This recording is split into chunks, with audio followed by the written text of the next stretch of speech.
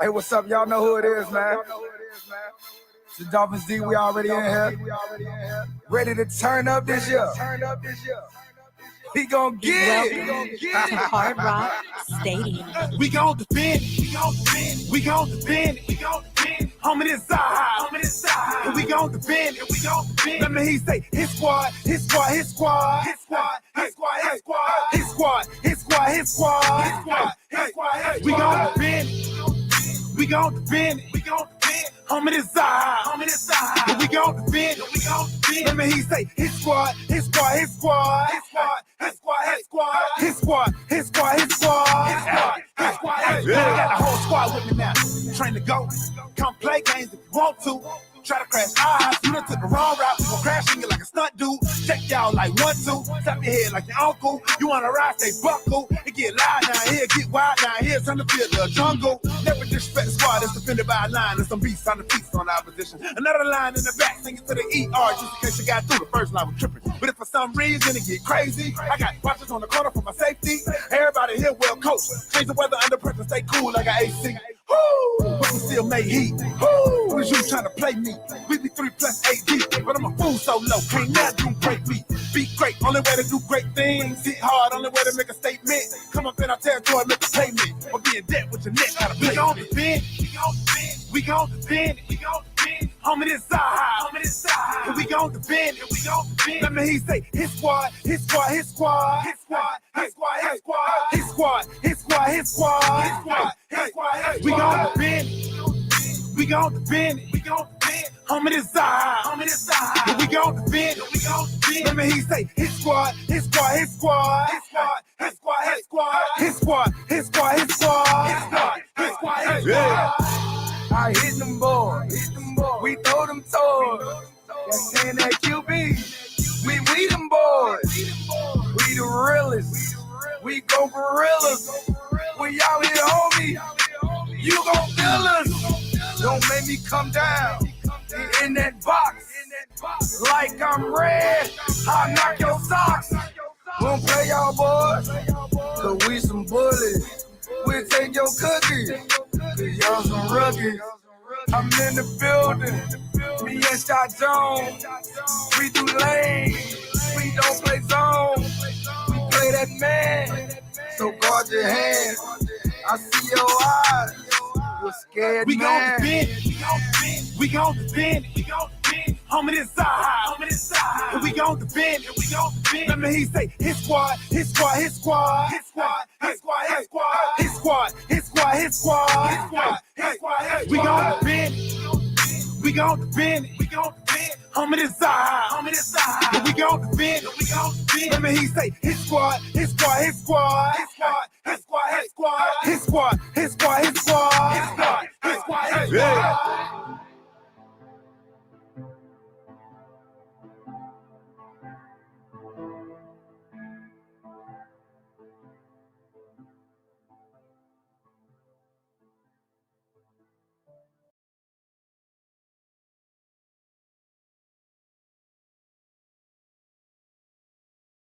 Emmanuel Ogba, part of the Buffet Boys. Shout out Solo D. Shout out to DWA. Let's eat. Yo, Solo. You know they been saying you gotta make a hit squad part 2. But you know, man, we hungry this time, man. We gotta eat this time.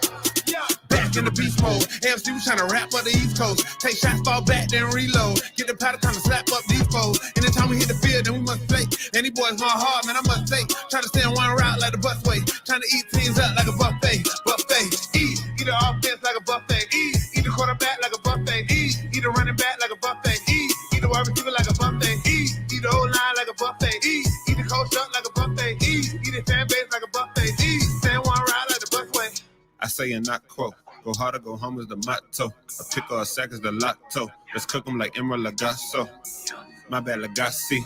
He going south, that is not me. Hungry for greatness, so I eat. Stay in my zone like a Bobby. Jumping off the edge like E and Shaq. Straight pressure, never easing back.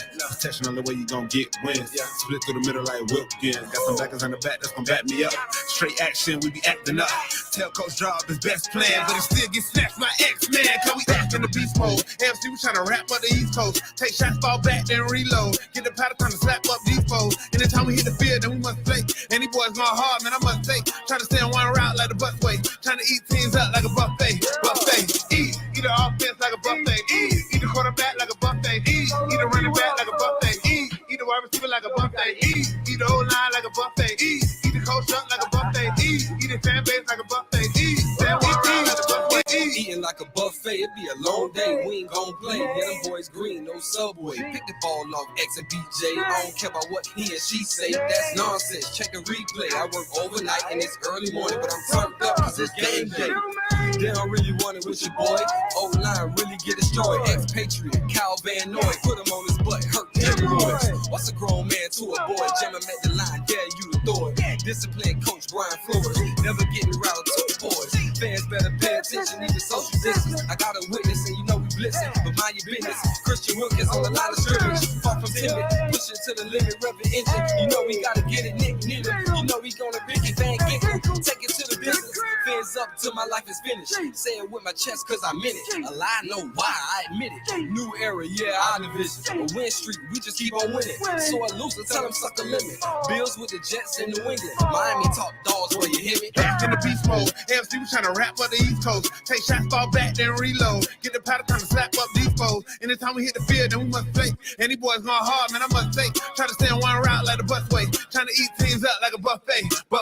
Eat the offense like a buffet.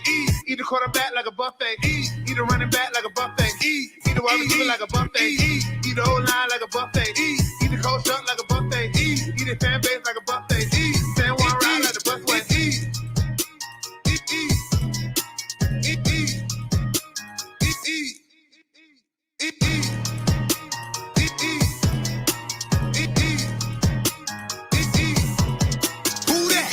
So low, so low, so low, deep. So low, so low, so low, deep.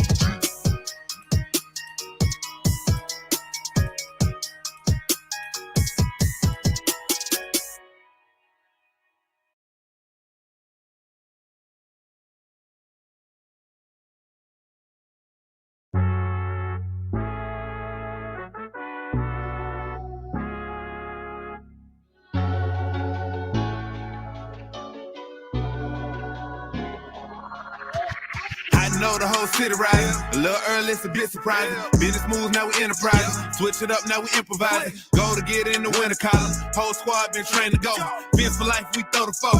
Singing this just to welcome bro. To a time, to a time. Time to grind, time to shine. To a time, to a time. To a time, to a time. To a time, to a time. Time to grind, time to shine.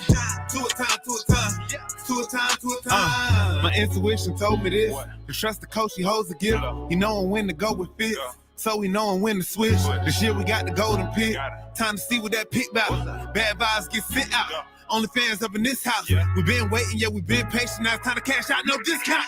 Super Bowl, yeah, we in route. I don't know when, but it's close. I don't wanna overhype, but I just know I like it. So excited, you gon' notice now. You should notarize it. They say Tua from that rock. Shout out to Samoa and now it's time to lay the smack down. You think he Dwayne Johnson? Time to be the people's champ. Hit him with the people's elbows. Sit together like it's Velcro. You think you could stop us? Hell no, all day I dream about sports. I think I need some Chateau custom with some Dolphins colors. Just to let them know we here. Yeah.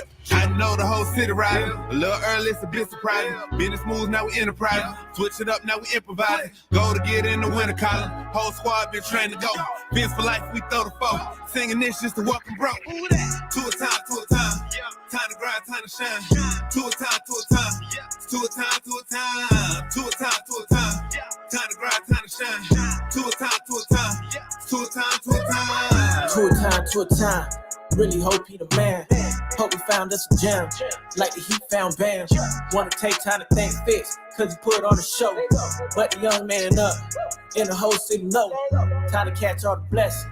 Cash out on the investment. Ball out, don't choke. Fins want all the smoke. Chris Gregg gave hope. coach flow like sport. Yeah, Marino still a GOAT, but to a man on go. Watch to a man throw, watch to a man scope. Watch to a man dish shoot that we never ever seen before. Fans up, let it win. Boy, I'm ready for a ring. Maybe 3, 4, 5, 6. It's damn week, use 10. I know the whole city riding. A little early, it's a bit surprising. Business moves, now we enterprising. Switch it up, now we improvising. Go to get in the winter column. Whole squad been trained to go. Biz for life, we throw the foe. Singing this just to welcome bro. To a time, to a time. Time to grind, time to shine. To a time, to a time. To a time, to a time. To a time, to a time. Time to grind, time to shine. To a time, to a time. To a time, to a time. So low, so low, so low deep. So low, so low, so low deep.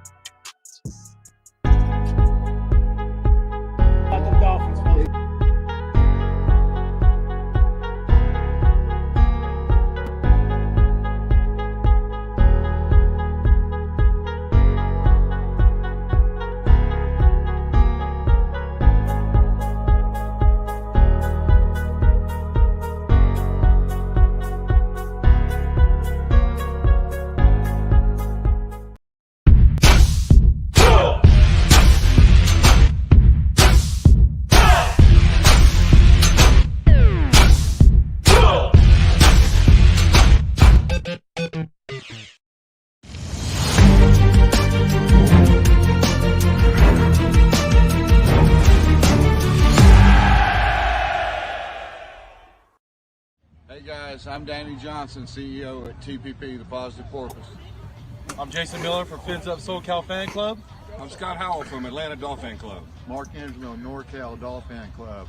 And you're listening to Clock Blockers, Miami fans' #1 morning show. Run it, run it, run it, run it, run it, run it, run it, run it, run it, run it, run it, run it, run it. What is up, ladies and gentlemen? It is your boy Stephen D on the #1 home of the #1 show in the mornings.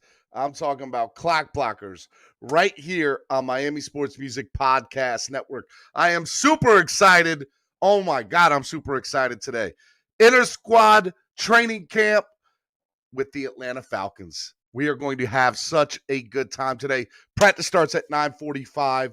We're going to get live Twitter updates all morning long. Super excited about it. Look, check it out, guys. I don't know what y'all are doing today, but this is the place y'all need to be at today, okay? This morning. Let's go. Good morning to my Fins family and my Fin-laws. I am super excited that you guys are joining me this morning. I'm seeing those numbers go up. Hit that share button. Come on, hit that like button, guys. I got 30 plus of y'all in the room so far this morning. I got 16 likes. Smack that like button. Tap it, whatever you guys got to do. Eat it for breakfast. I don't care. Just make sure you hit that like button and subscribe to the channel if you haven't done so already. So make sure you guys do that. I want to give a big shout out to our sponsor of the show, Tailgreeter. Why Tailgreeter? Well, let me tell you why. Tailgate is the best way for fans to express their love and passion for a team and city. The community in the parking lot allows everyone to be themselves no matter where they're from or what team they root for. When it comes down to it, there's no denying the allure of the game day experience, and tailgating is the glue that holds it all together. Go to tailgreeter.com, and when you guys get there, I want you to type in this. You guys ready? East 32 Dolphins Tailgate. Make sure you guys search that, and you're going to hit my man Cameron's Tailgate up on East 32 down at the Hard Rock, the #1 tailgate for the Dolphins. I'm trying to tell you. All things Miami down at the Hard Rock. Make sure you guys type in East 32 Dolphins Tailgate. And when you guys do that, you guys will see the tailgate pop up. He does an amazing spread. It's got food. It's going to have music. It's going to have a pregame show with some guy that you see, some ugly mug that you see right now on your TV or your computer or your phone, whatever it might be, you will see it right here. So make sure you guys do that, okay? All right. Tailgreeter.com. Make sure you guys go follow them too, okay? At Tailgreeter on social media, Facebook, Instagram, and Twitter. Okay. All right. Now that we got that out the way, I want to remind everybody, where are my members at? Where are my members at? If you are a member of this amazing world that we live in, I want to remind you guys to make sure that you guys hit that like button and also become a member of the channel today. Okay. Become a member of the channel. I want to see you guys. I want to hear you guys. You guys get exclusive content, all that fun stuff. So make sure you guys do that. All right. Become a member of the channel today. It is awesome. If you guys want to donate to the channel, you guys can do it one of three ways. There's a money sign down at the bottom of your chat. You guys hit that. It's the YouTube live super chat. You guys can do that right there. You guys can donate $1. Heck, if everybody donated $1, it would go a long way into helping the channel grow. So hit that. Miami Fans #1 morning show. You guys can also do PayPal, MSM Podcast Network, or also Cash App, $MSM Podcast Network. All right. All right. I want to remind everybody, last night, if you weren't able to do it, go check out this amazing show. If you speak a little Espanol, what I want you guys to do is remember to go hit up my guys, okay? Paris, Chochos, and Armand. All right, those guys are absolutely amazing. Make sure you guys go do that. MiamiSportsMusic.com, Miami Sports Music on the YouTube page, okay? Podcast Network every Tuesday night live at 9 p.m. These guys get on, speak a little Spanish. It's a Spanish-speaking podcast for the Miami Dolphins, and it's an amazing show. Last night they talked about the preseason game, #1, and also previewed this week's action in Atlanta. It was here in Miami against Atlanta, so it was pretty good stuff. Also, remind everybody, if you missed the show on Monday, Fire and Ice Combat Sports Podcast with Angel Ortiz was absolutely amazing. We had a lot of great fighters on it. If you guys like combat sports, mixed martial arts, boxing, bare knuckle fighting, all of it, this is the show for you. So make sure you guys go check that out. All right. I want you guys to remember to follow me on social media at Stephen D. SKPL. Spread kindness, positivity, and love, because that's what I do. And also, I want you guys to go follow Miami Sports Music, Instagram, Facebook at Miami Sports Music, as well as on Twitter at MIA Sports Music. Okay? All right. Now that I got all that out the way, I want to remind y'all, this is the show for you this morning. Okay. Little housekeeping stuff, why I got y'all up here as well. Guys, I want to remind you, make sure, if you haven't done so already, I want to remind you guys, hit that like button and share this. The more people we have watching this, the better it's going to be, and the more things that we're going to be able to get and do. And we want this show to grow, and we can't do it without your help. And it's absolutely free to hit that like button and also share it on your social media. So please do that. Okay. Yesterday was a huge story for the Miami Dolphins. Sometime in the afternoon, they made a trade for some offensive line depth. I want to talk about that a little bit right now. So what I want to remind you guys tell you guys is Adam Schefter reported the Panthers traded offensive tackle Greg Little to the Miami Dolphins in exchange for a 2022 7th-round pick. And I am super excited about that. They also waived a few players yesterday. Jalen Askew, a cornerback, tackle Jonathan Hubbard, defensive tackle Jerome Johnson, guard Tyler Mars, and tackle Timon Paris, and placed Alan Hearns on injured reserve. So there was a lot of stuff that happened. For those of you who don't know who Greg Little is, Greg Little actually replaced Laramie Tunsil at Ole Miss when he left. So maybe it's a little destiny. I'm not sure. But, he was the 37th overall pick in the 2019 NFL draft. And, like the other two, like other tackles, Little has tons of talent. But it just hasn't come together for him yet. Little is likely on the roster bubble for the Panthers, so Miami could likely get him, and they did, and that was great. Little has struggled to stay healthy in his career, and when he is healthy, he struggled. But just like the other, players on the roster, Miami could see that challenge and get the most out of them. So I am super excited that the Dolphins were able to go out and get some depth at that position and get some quality depth. So it'll be very interesting to kind of see who, what happens. But I want to see Greg Little come in and compete. I'm not sure if he's going to be at training camp today. We'll find out. I don't think he will be. He could be. So if he is, it'll be great. But I don't know if this is the last trade or acquisition on that offensive line either. I do think that they are out there. Greg Little was graded as 52.7 by Pro Football Focus in 2019 and 44.1 in 2020, including 25.4 in pass blocking. He's 6'5", he's 310 pounds. And Little has been reportedly injured and inconsistent. Did lose 12 pounds, though, in the offseason, so came into training camp ready to go.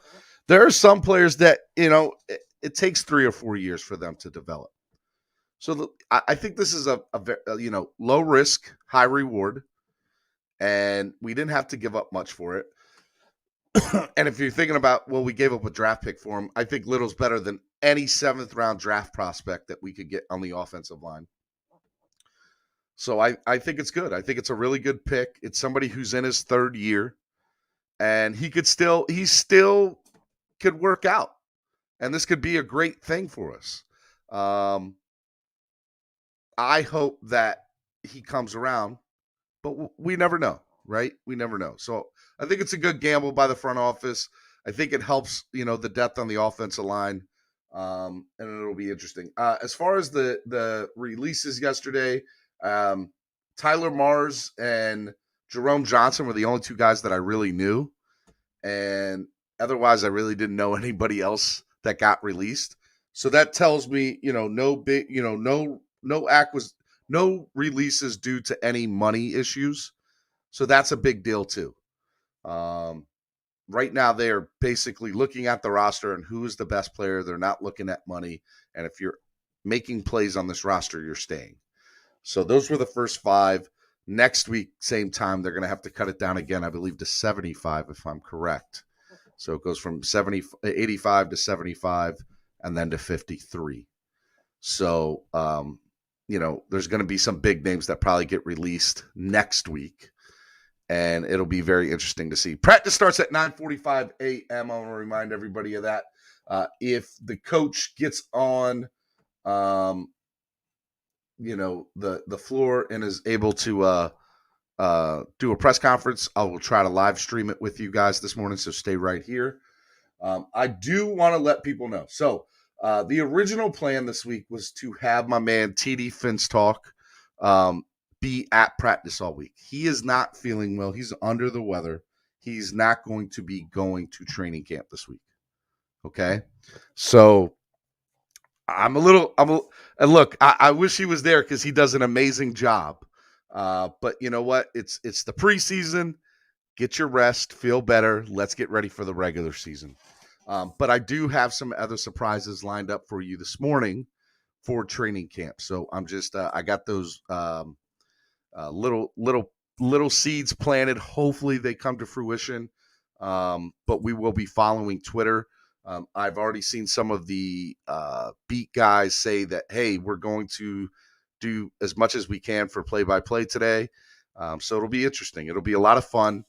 But most of all, I'm just excited to get in with another team and just feel better. So it'll be good. I want you guys to come on. I want to have you guys hang out with me today. So what I'm going to do is I'm going to go ahead and put in the chat box right now the link for you guys to come on. I want to hear what you guys think about this Greg Little trade, as well as, what are your thoughts for this week and what are you most excited to see today at training camp? It'll be a lot of fun today. Okay. So, yeah, let's do that, man. Hit that like button if you haven't done so already. If you guys have a question and you want to ask me something, please put it in the chat. I would love to answer your questions right now. Let's do a little Dolphin chat, # Dolphin chat. And I would love to hear what your questions are. If you guys want me to answer anything, I want to be able to do that for you. Let me kind of tell you what I'm excited about today. So what I'm most excited about today is, again, the trenches. I think that is where we're going to see some real. Atlanta's defense is not anywhere near Chicago's defense. So for me, what I really want to see is our offensive line do a much better job. I want to see improvement this week. Not because it's from one week to another. It's because, hey, guys, this team is not as good as Chicago's defense. You guys better pull your stuff together. That's basically what I want to see. All right, I want to bring on the first caller or first streamer, whatever you guys want to call it. I'm going to bring in my man, EM Baller. What's up, EM? What's good, y'all? What's going on, man? Thank you for coming on this morning. Thanks for having me. I'm excited. It's my first time being on here. I was on TD's stream yesterday. That was the first time people got to hear me, so good to be here. Hey, man, look, I'm glad that you got to do that, and I want to make sure that you're loving me just as much as you love being on TDs. So what do you want to talk about, man? What are your thoughts about the Greg Little trade, and what are you looking forward to seeing in training camp over the next couple of days? I like the Greg Little trade. I never liked him as a prospect, and I had him as like a fourth rounder at the time. The Panthers, okay, we got to get rid of him. We got to get something for him, similar to how the Titans traded away Isaiah Wilson. Be like, hey, we got to get something. Let's just swap seventh. But instead, the Panthers give us a seventh. If he makes a team, I like the trade. If he doesn't make the team, I don't like the trade. So if he makes a team as like a depth tackle, which we need, then that's awesome. Yeah, I totally agree with that. Where you live at, man? I hear the crickets in the back. Are those crickets in the back? Yes, they are. Where do you live? You live out in the country, man. Yeah, I do. I grew up in North Carolina, man. So I know crickets when I hear it. Yeah, it's the morning here. If it's too loud, I can always mute myself. I will be muting myself. No, you're good, man. Other people are talking. No, man, you're good. I just I heard it in the background. I was like, oh man, that reminds me of home. Yeah, man. Look, I think that at the end of the day, I agree with you. I think any sort of upgrade on the offensive line, whether it's for depth or eventually starting value, that's what I want to see. And I think at the end of the day, I think that's going to be a big thing for us. Competition breeds competition, right? So, that'll be a big thing in there. All right, I want to bring in my other guy, our other man, my man, Big John. What's up, Big John? What's up, man? Good morning. How y'all feeling? Good morning, man. How are you feeling this morning? A little better, man. A little better. Every day, every day's a little bit better, right? Yeah, man. I'm still a little stiff, man. But you're gonna get that. Spinal surgery is not a joke, man. No, not at all, man. It's a little painful there. Tell me, man. Let's talk a little football, man. What did you think of the trade yesterday for Greg Little? And what are your thoughts? What do you want to see coming up out of training camp over the next couple of days against Atlanta? I'm surprised you asking about the offensive line, man. Just from the point that every time I give you something, it seems to be negative. People think I want to be negative Nancy. I'm not trying to be negative Nancy, man. But I know Greg Little isn't the guy that's gonna, solve all the issues, but he is an upgrade off of the depth that we have right now, right? And so, from that theory, we've improved a little bit. I guess if you want to say that, I'm being optimistic. Okay, but see that I'm not trying to give people optimism when they ask me a question. Not because I'm not good, but I'm trying to give you the reality. To me, when I say they're wasting resources, here's another example. It's not a big one, but it still is. Why do I say that? Okay, 7th round pick. Oh, well, Myles Gaskin was a 7th round pick. Jared Dokes was a 7th round pick. Zach Zeeler was a 7th round pick. It may not seem like a big deal, but it's still a 7th round pick, and you never know. They seem to be better off. If Miami had 14 7th rounders, they'd do fantastic. They just can't pick in the first 2 rounds. Here we go. No. It's not bad. It is what it is, Steven. I think they overthink things. They're good at finding that diamond in the rough, but somehow they just like to do more they like to overreach. Sometimes you don't have to stretch that $25 to make it 27. 21 is okay, and they overreach. But this is what I'm saying. We threw it's like throwing manure to a wall, since you don't want me to get technical and you don't want me to cuss. You're throwing manure to a wall and see what sticks. We already wasted 1 7th round pick on Isaiah. What was his name? He Isaiah was too busy. Wilson. He was too busy dancing on top of cars. All right, to make it to practice. That was one wasted pick. Now we threw another one to see what sticks. You know what I'm saying? And then, but in a totality, when you end up looking back, and not because it's me saying it yourself, you're gonna look at it and count. You're gonna say, Jesus Christ, dude, did we really just spend 13 picks on offensive line and only hit on 2? Like, that's not good odds. So, but hopefully, he gets his act together. I've seen some film on him in practice, and it was not good. Maybe they see something we don't. Flo seems to like these pet projects. Maybe he takes them under his wing and. I mean, here's another reality too. So I said, was it yesterday or the day before? I said the Dolphins, they got to go out and make a trade for somebody on the O line. And it was stated to me by somebody on the panel at that time. They're like, well, who's going to make a trade for O line this early in training camp, right? Like, who's going to do that? And everybody said that there's no way that they're going to get anybody. And I said it's not going to be a starter. It'll be a backup, but I think that they will go out and do it. So for me, number one, go look at the receipt. I was right. Told you that they would. Number two, I also think that at the end of the day, they are trying to do everything in their power to get a little bit better. And as long as they try to keep improving, I'm okay with that. Yesterday, I went through the NFL cut list of all the teams who cut. There was nobody of quality, in my opinion, that got cut yesterday. So I think that it was a pretty good trade personally. Okay, Steven. So here's what. First and of by all, the way, 4P says we still swapped. We swapped 7ths. We still have a 7th. Yeah. But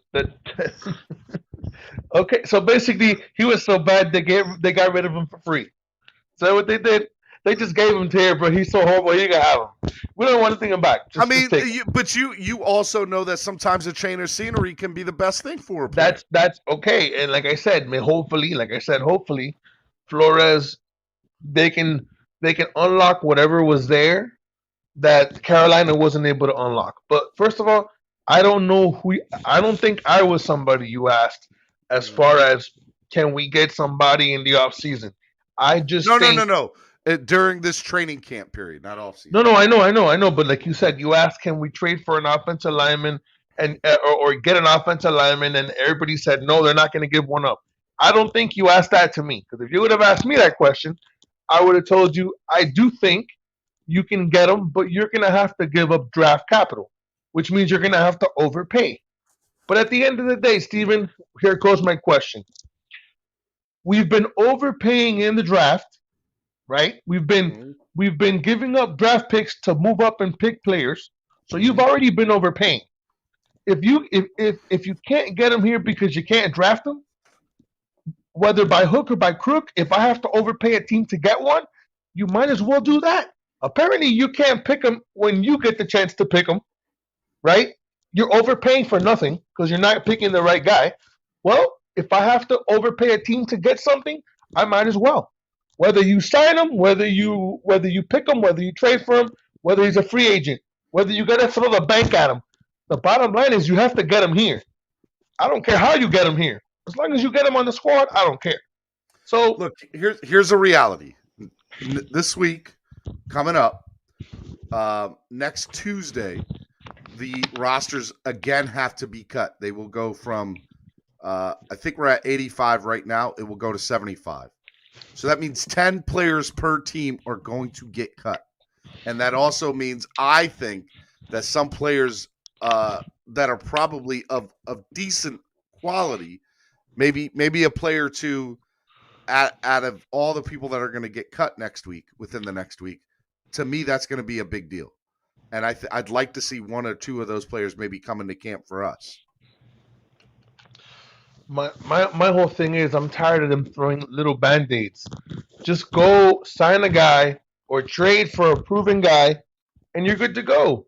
The only major because I mean at the end of the day you have an option. Let's say Austin Jackson's playing horrible. That guy almost tore Tua's leg off. So you're lucky Tua didn't get injured in the first game. Okay, on that 3rd and 8 pass, like he almost killed Tua. Just letting y'all know. In case y'all didn't see it, go look at the play.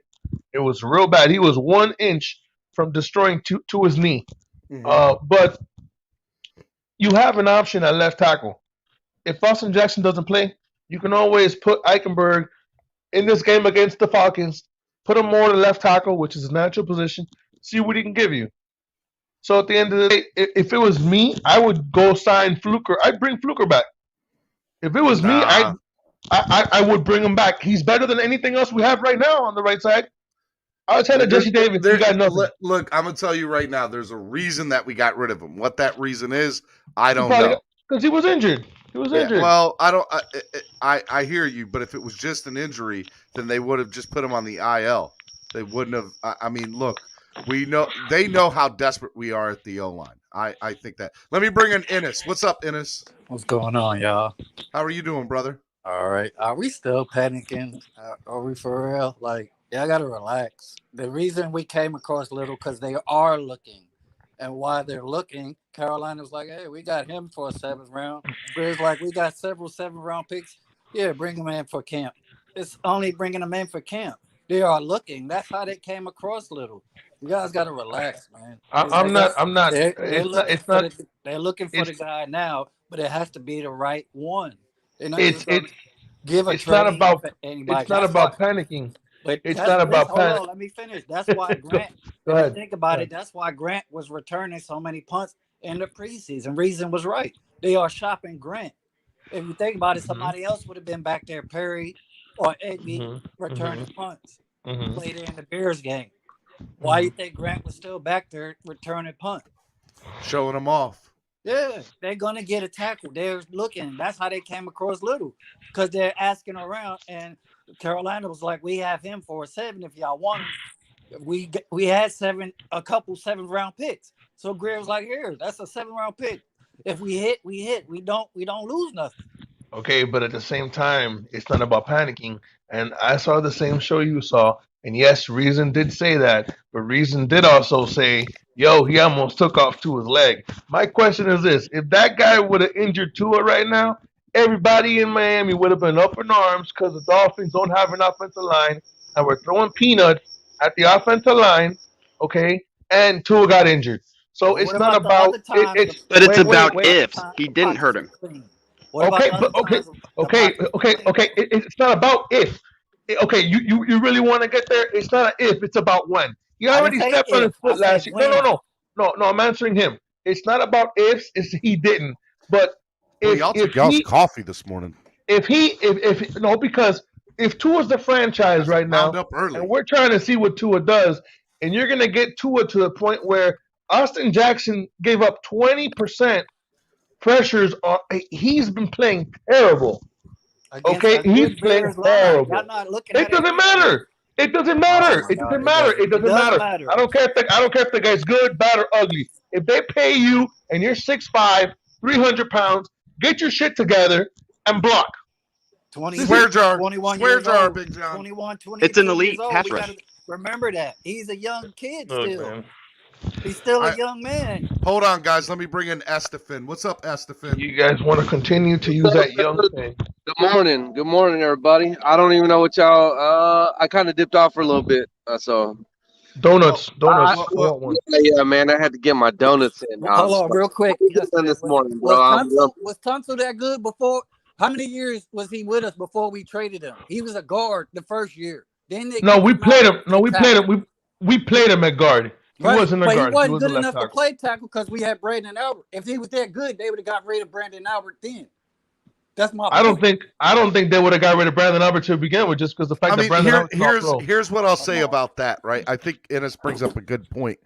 I think that some people take a while to get good. Like unless you're a first round pick, honestly, from the O line, there's not too many guys that come in and start at a high level right away. There's guys that come in and start, but that doesn't mean they're playing at a high level.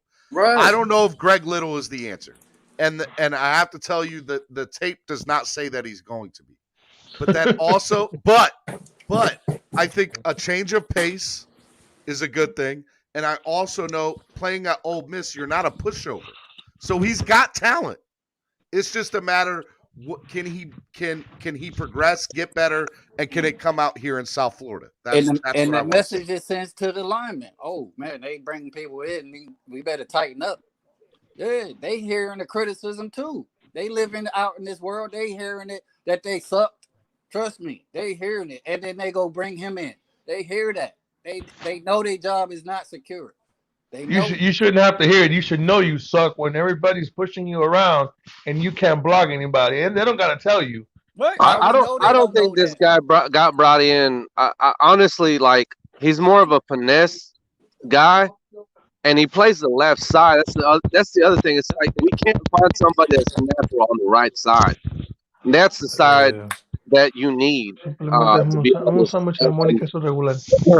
Look, man, this is all I had to say is that, I don't have an issue with them bringing him in, but I don't see him coming in and taking over Jesse Davis's spot or Austin Jackson right now. You know what I mean? No, he's depth. It's good it's better to have him on the team and not need him than need him and not have him. And maybe, there's some technique they can put into this guy, but I don't think that he's going to supplant any of the tackles that we got right now. I think he's just for depth, to be honest. So that's what I'm saying. He's not supposed to when you give up a 7 for him. He's supposed to come in and it's like Isaiah Wilson. He was they were trying to hit a home run on that. If we get lucky, we get lucky. If we don't, bye. You see what I'm saying? I mean, and not only that, guys, you all have to remember too. Yesterday, you know who got released yesterday? Kerryon Johnson, the running back that we put in a wire waiver claim for, but we didn't get. So the Eagles released him already. Mm-hmm. So what does that say about Kerryon Johnson, right? Because in my opinion, I think our running backs are already better. I think our running backs are better than Philly's. So with all that being said, that's kind of what I think from there. So if you're looking at that, I have to say that I think at this point in the game, it's a hit or miss thing, right? Right. And so you have to understand that Greg Little, you're not necessarily throwing a stone up into a pond hoping to get a fish. You're seeing, is this guy somebody that can fit into? I don't think they had to give up much. It's not like they had to give up really almost anything. So to me, that I think it's worth the shot. They could have waited till he got cut and try to grab him, but they wanted to make sure they. I don't know if he would have gotten cut, and even if he would have, then you have to worry about who. Think of all the teams that need offensive line help. Right. That's what I was gonna say. That's why they went on and did it, because you never know who else. You know what I'm saying? I mean, I feel and like I got to make a correction on. Never would have made that trade after. And I agree with Big John. I don't want to think I'm disagreeing with him, but I don't know what's going on in practice, so I can't really say. That was just that game. You see what I'm saying? Last year, he was a rookie, no preseason games. He did all right. You know what I'm saying? We can't expect, like we said, for him to come out and ball, you know what I'm saying, against grown men they first year. And then this year, he getting preseason games. Let's see what happened now against Atlanta. Let's give it to this. That's all I was saying. Give it to this game. Ryan AP says he brings in depth and should light a fire under the projecting starting five to do better. Right. It's a good trade for Greg Little. I agree. Right. What if it put fire under him and he just take off? You know what I'm saying? Never know. I ain't expecting it. I ain't looking for it, but if it happened, hey, that's a win for us. And that's the other thing, too. Let's say this ends up working out. Everybody's going to be like, Greer's a genius again. He's done it again. Made a great trade. And all because he was willing to take a chance. And to me, it's not big of a chance. It's a very low risk Very low risk. All right. You know? So, and again, you know, like I said, over the next week, all these teams have to cut 10 more players to get to 75 next Tuesday. So think about that. That's another 300 players that are going to get cut. 300 plus. Yeah, I agree with everybody. I want them to go grab somebody, but like the cap, who are we going to trade? It has to be right. You know, I don't want them to not do it, but I want it to be right. Yeah, and to Big John's point, well, why not go out if you're gonna make a trade and give up something of value, right? I think right now it's going to be very, very tough for teams to be like, well, let me give you a starting center or a starting tackle or a starting. All you're getting now at this point is depth and backups. Right. That's it. And if you're lucky, there's somebody who steps up in somebody's training camp that's a rookie or an undrafted free agent, right? And then all of a sudden maybe there's an offensive lineman where they're like, well, let's cut his money and let's just get rid of him. That's going to be where the Dolphins need to go in and attack and pounce on somebody this offseason or this training camp. Yeah. And that's what I want to see. They're going to have to try to pry somebody's backup that's good that could, beat out somebody that's probably all pro, but they have a backup. Think about it. We've done it. We had offensive linemen that were good, but their contracts were big, and we ended up cutting them a week before the season started for some young guy who we thought could do better, right? So you mean to tell me that the 30 other teams in the NFL, they're not thinking that there's somebody that's not going to get cut because of money? It's going to happen. There were no post-June 1st cuts. Teams want to see what they have. And so, Ryan AP again said teams should always have a solid 6-0 line. The 6 for those heavy packages and offense is where the 6 linemen are on the field. I mean, look, yeah. And what did we say on the game against the Bears? There was like 8 or 9 guys we were playing. So that's kind of what I think. And then as far as Jakeem Grant, I never really thought about it like that till somebody just said that. I guess Reason said that, or TD did. One of those two. Reason said it. Reason was saying that he was still in the game, Bears game. He thinks because they're shopping it. I mean, that makes sense to me. That makes perfect sense to me. Here's the thing: if he's as good as everybody says he is, right? Why are you going to risk him getting hurt? Right. Why would he still be catching punts in the third and fourth quarter? Waddle came in for 1, looked good, and he never returned another punt in the game. Not 1. And I think Jakeem Grant was 3 smart or 4, right? By the Dolphins, because they were like, okay, return this punt. Let's see what you got, and boom. Because you have to think we deep in the wide receiver room, so if we're going to take from any position to make a trade, it's going to be wide receiver, 100%. 100%. So he's a receiver and he's a punt returner. So I mean, it isn't like we didn't know that they weren't showing him off. I mean, you're trying to get something for him because he's your only Pro Bowler, but you already know that you have other people at his position. So if you can get something for him, the only way to do that would be to show him off. Because anybody who knows anything about, who would think to know anything about football, if you put up Jakeem Grant and you put Jalen Waddle back there, Jalen Waddle's going to win that 10 out of 10 times. Now, why don't we put him back there all day? Because he's a top 3 wide receiver, top 4 on the team. But as far as Jakeem Grant being good, yeah. But I'm not paying somebody $4.5 to $5 million to return 17 punts in a season or 30 punts in a season. Right. That's just crazy to me. I'm not going to pay somebody. I'd rather give him up or cut him, take that $4 million and try to go get me an offensive lineman or package a couple of players when we got 13 receivers. So and by the way, here's something else too. If the Dolphins are really looking for depth or pick, you got to remember they let go of Fluker. And they released 3 offensive linemen yesterday.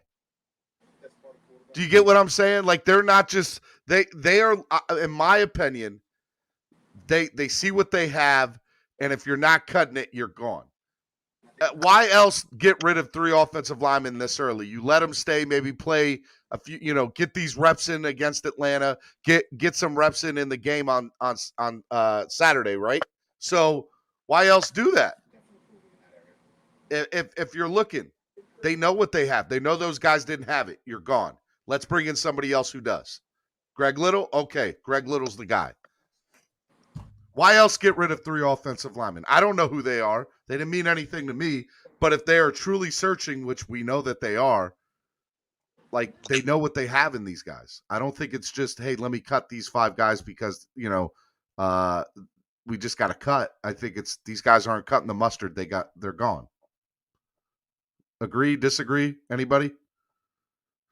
Yeah, I agree. When I seen the releases, I thought about that. Like, they got something up their sleeve. That's why I said, if they release that many linemen, bring Little in. That means they looking. That just means they're looking for something specific. If it was me, this is what I would do. This game against Atlanta. First of all, people are going to come out of this Atlanta game and they're going to say that we overreacted to the offensive line because Atlanta has no defensive line. We're going to be able to run on Atlanta. We're going to be able to throw on Atlanta. So everybody's going to say, "Oh well, we overreacted." Well, no. The problem isn't being in the middle. You want to be able to defend against Chicago, and when it comes down to it, be able to defend against Kansas City and New England. It's not really about being mediocre. What I would do is I would put, it's preseason. I would put Liam Meikenberg left tackle, put Solomon Kinley at guard, Dieter, Hunt, and Jesse Davis, and make Austin Jackson sit, man. We need to put a fire under your rear end. I disagree. You ain't gonna play. I disagree with him sitting. Let him get more reps. No, sit him. No, sit him. He's getting in reps. Preseason? No, you said in I'd rather sit him in preseason than sit him during the regular season. The games don't count. If Liam Meikenberg doesn't work out, listen. That's all the more reason for him to play Big John. No. Austin Jackson got regular season reps. Liam Meikenberg doesn't. If you try out Liam Meikenberg at left tackle, which is his natural position. Now, if it doesn't work, Liam Eichenberg was hurt. That's why he has not played. And it's not that he's really hurt. If this was the regular season, he would be playing. I understand. But you're not going to put Liam Meikenberg at guard. He's not a guard.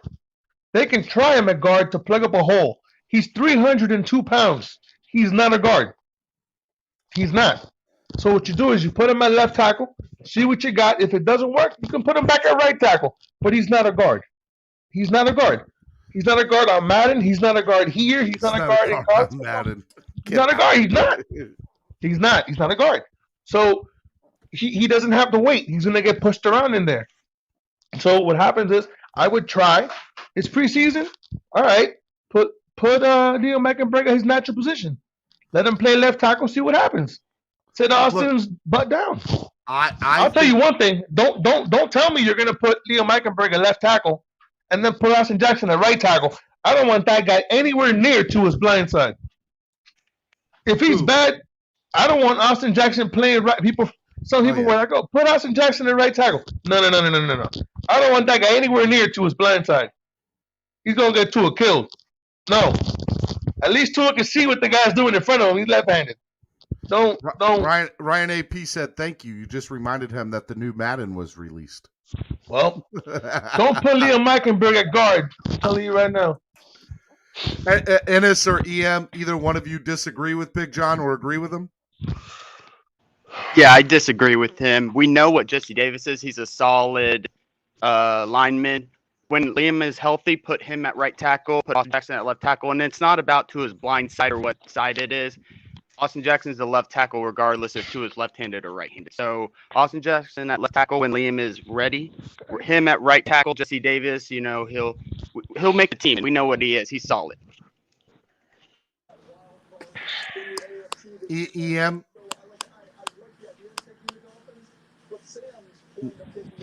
Can you hear me? Yep. Did you hear what I said? Yeah. Ennis.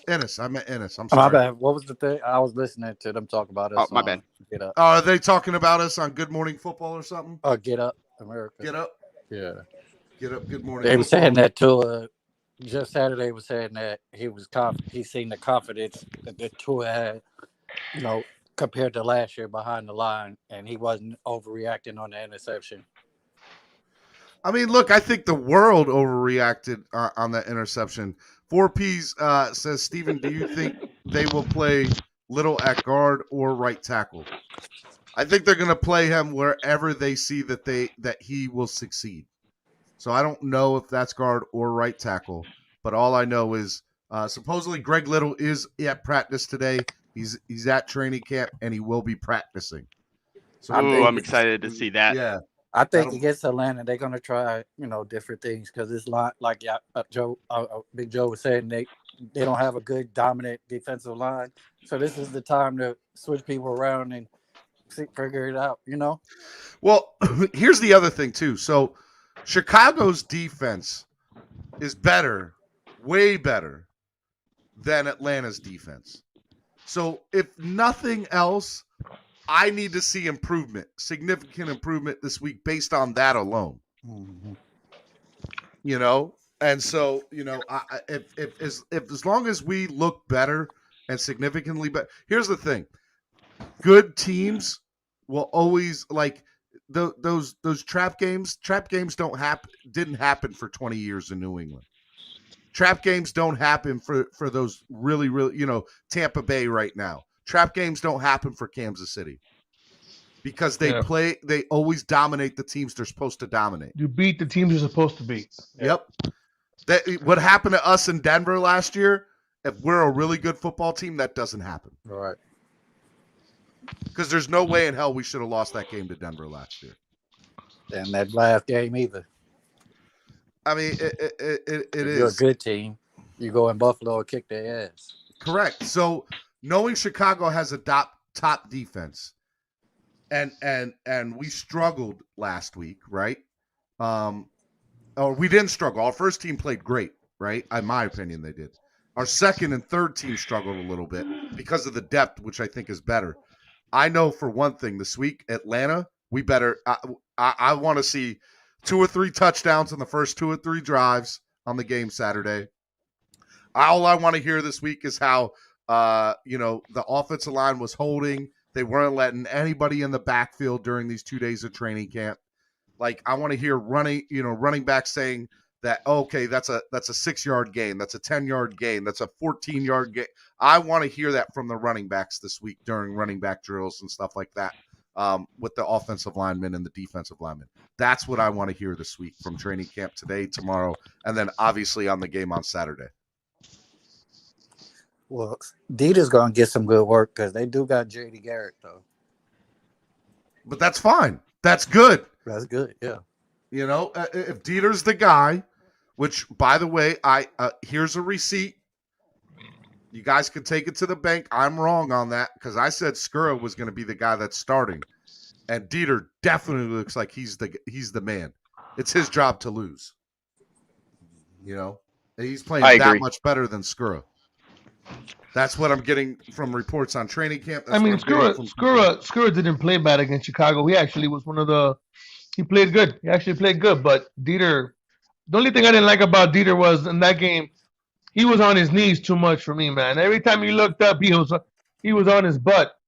So I'm not talking about running plays. I'm talking about every play.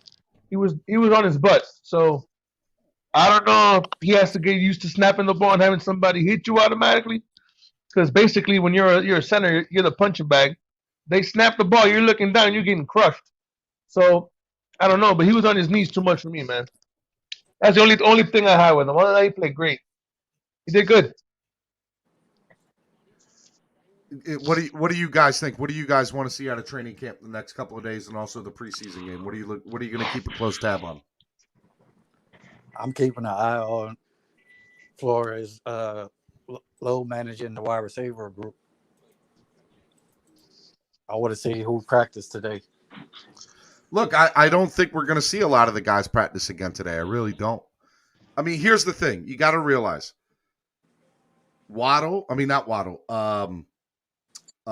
Will Fuller, Devontae Parker. Those two guys are making the team. Albert Wilson probably going to make the team. So you're just if they're banged up, why risk injury? Especially when at least 2 or 3 of those guys are injury prone. So keep them on the bench. I said they low manage it because Devontae Smith had a sprained knee and he's back. So their injury it can't be worse than his. Or he would have said something. Yeah, I mean, I agree. I agree with that. And so health to me is really important for the wide receivers. We know that. Especially if the offensive line is as crap as we think it is, we need all the help we can get at all the right places. So because maybe a wide receiver that's that has elite talent or really good talent, he's going to be able to break away from his defender quicker, which means that Tua doesn't have to hold the ball as long to get it out. So you guys have to think about all that too. So I mean, as much as I want those guys to play and I want to see them get their reps in, I don't think it's that big a deal if they're not playing this week or even in the game. That's just my opinion on it. Yeah, I'm not panicking on that. Big John or EM? Go ahead, EM. One thing I want to say is, how does this defense look versus Kyle Pitts? Because everyone was saying we need to take Kyle Pitts, including me. I mean, look, I'm not worried. I'm not worried about Kyle Pitts. It was Kyle Pitts, then Waddle. I mean, look, you're breaking up a little bit at the end how there. is Big he John, going to look versus this great? Big John, what do you? I don't think they should overreact to Kyle Pitts. I wouldn't double team Kyle Pitts until he proves to me that he has to be double teamed. I just want to see a consistent offense, man. We had consistency last week until we took out the starting unit. We moved the ball up and down the field. Believe it or not, we actually controlled time of possession, which we haven't done I don't know how long. So, yeah. You want to win. You want to win consistent. You want to be consistent and win games. Win the time of possession. You win the time of possession consistently, you're going to get some W's under your belt. Yeah, but remember I told you, Steve, when I said instead of it being RPO, it was going to be PRO. They passed first, ran second, and still were able to control the clock because we couldn't run the ball last week. And every time they had a hole for some reason, they went the opposite direction. By the way, it's not that they couldn't run the ball last week because they did. You got to remember, there were 4 carries by Gaskins, right, and 6 carries by Salvan Ahmed. All right, let me rephrase that. I'm talking about Malcolm Brown. Yards a carry. I'm talking about Malcolm Brown, who would run to the line. Tua threw him the ball. He caught it, and instead of running to the empty area, he just fell down for I don't know what reason. He just collapsed. I don't know. So Malcolm Brown didn't show me anything. Yeah, and I think Flores wants a power back, and it looks like the speedier running backs are the most effective in this offense. It seems like it's going to be Gaskins, Ahmed 1 and 2, and Malcolm Brown maybe. But those are two best right now. Those are our 2 best backs. So they're going to get it going, y'all. I'm telling you, blocks long. It takes too long. It's gonna take a few games, but I think they're gonna improve from last year. Like, I think it's just the fact that we went against that Bears front. You know, these guys need their reps before they can go in front of a team like that. But I'm just kind of glad they got bullied a little bit so that they know, their thresholds and they know the standard that they need to get to. You know what I mean? So when they face lesser competition, they're going to be the ones doing the bullying and improving little by little. And next time they face another front like that, I think they're going to do a little bit better for themselves than what they did. And it was a preseason game, so I'm not too worried about it. I think we're going to be all right, especially with Jesse Davis at right tackle. Man, I know y'all don't want to hear that, but it looks like he's going to be our right tackle, y'all. So it's not like he's bad, but he just needs to, make as many games as he can. And we'll see, if somebody behind him steps up to where, we don't got to rely on Jesse so much, but you can't expect you can't make wine out of water,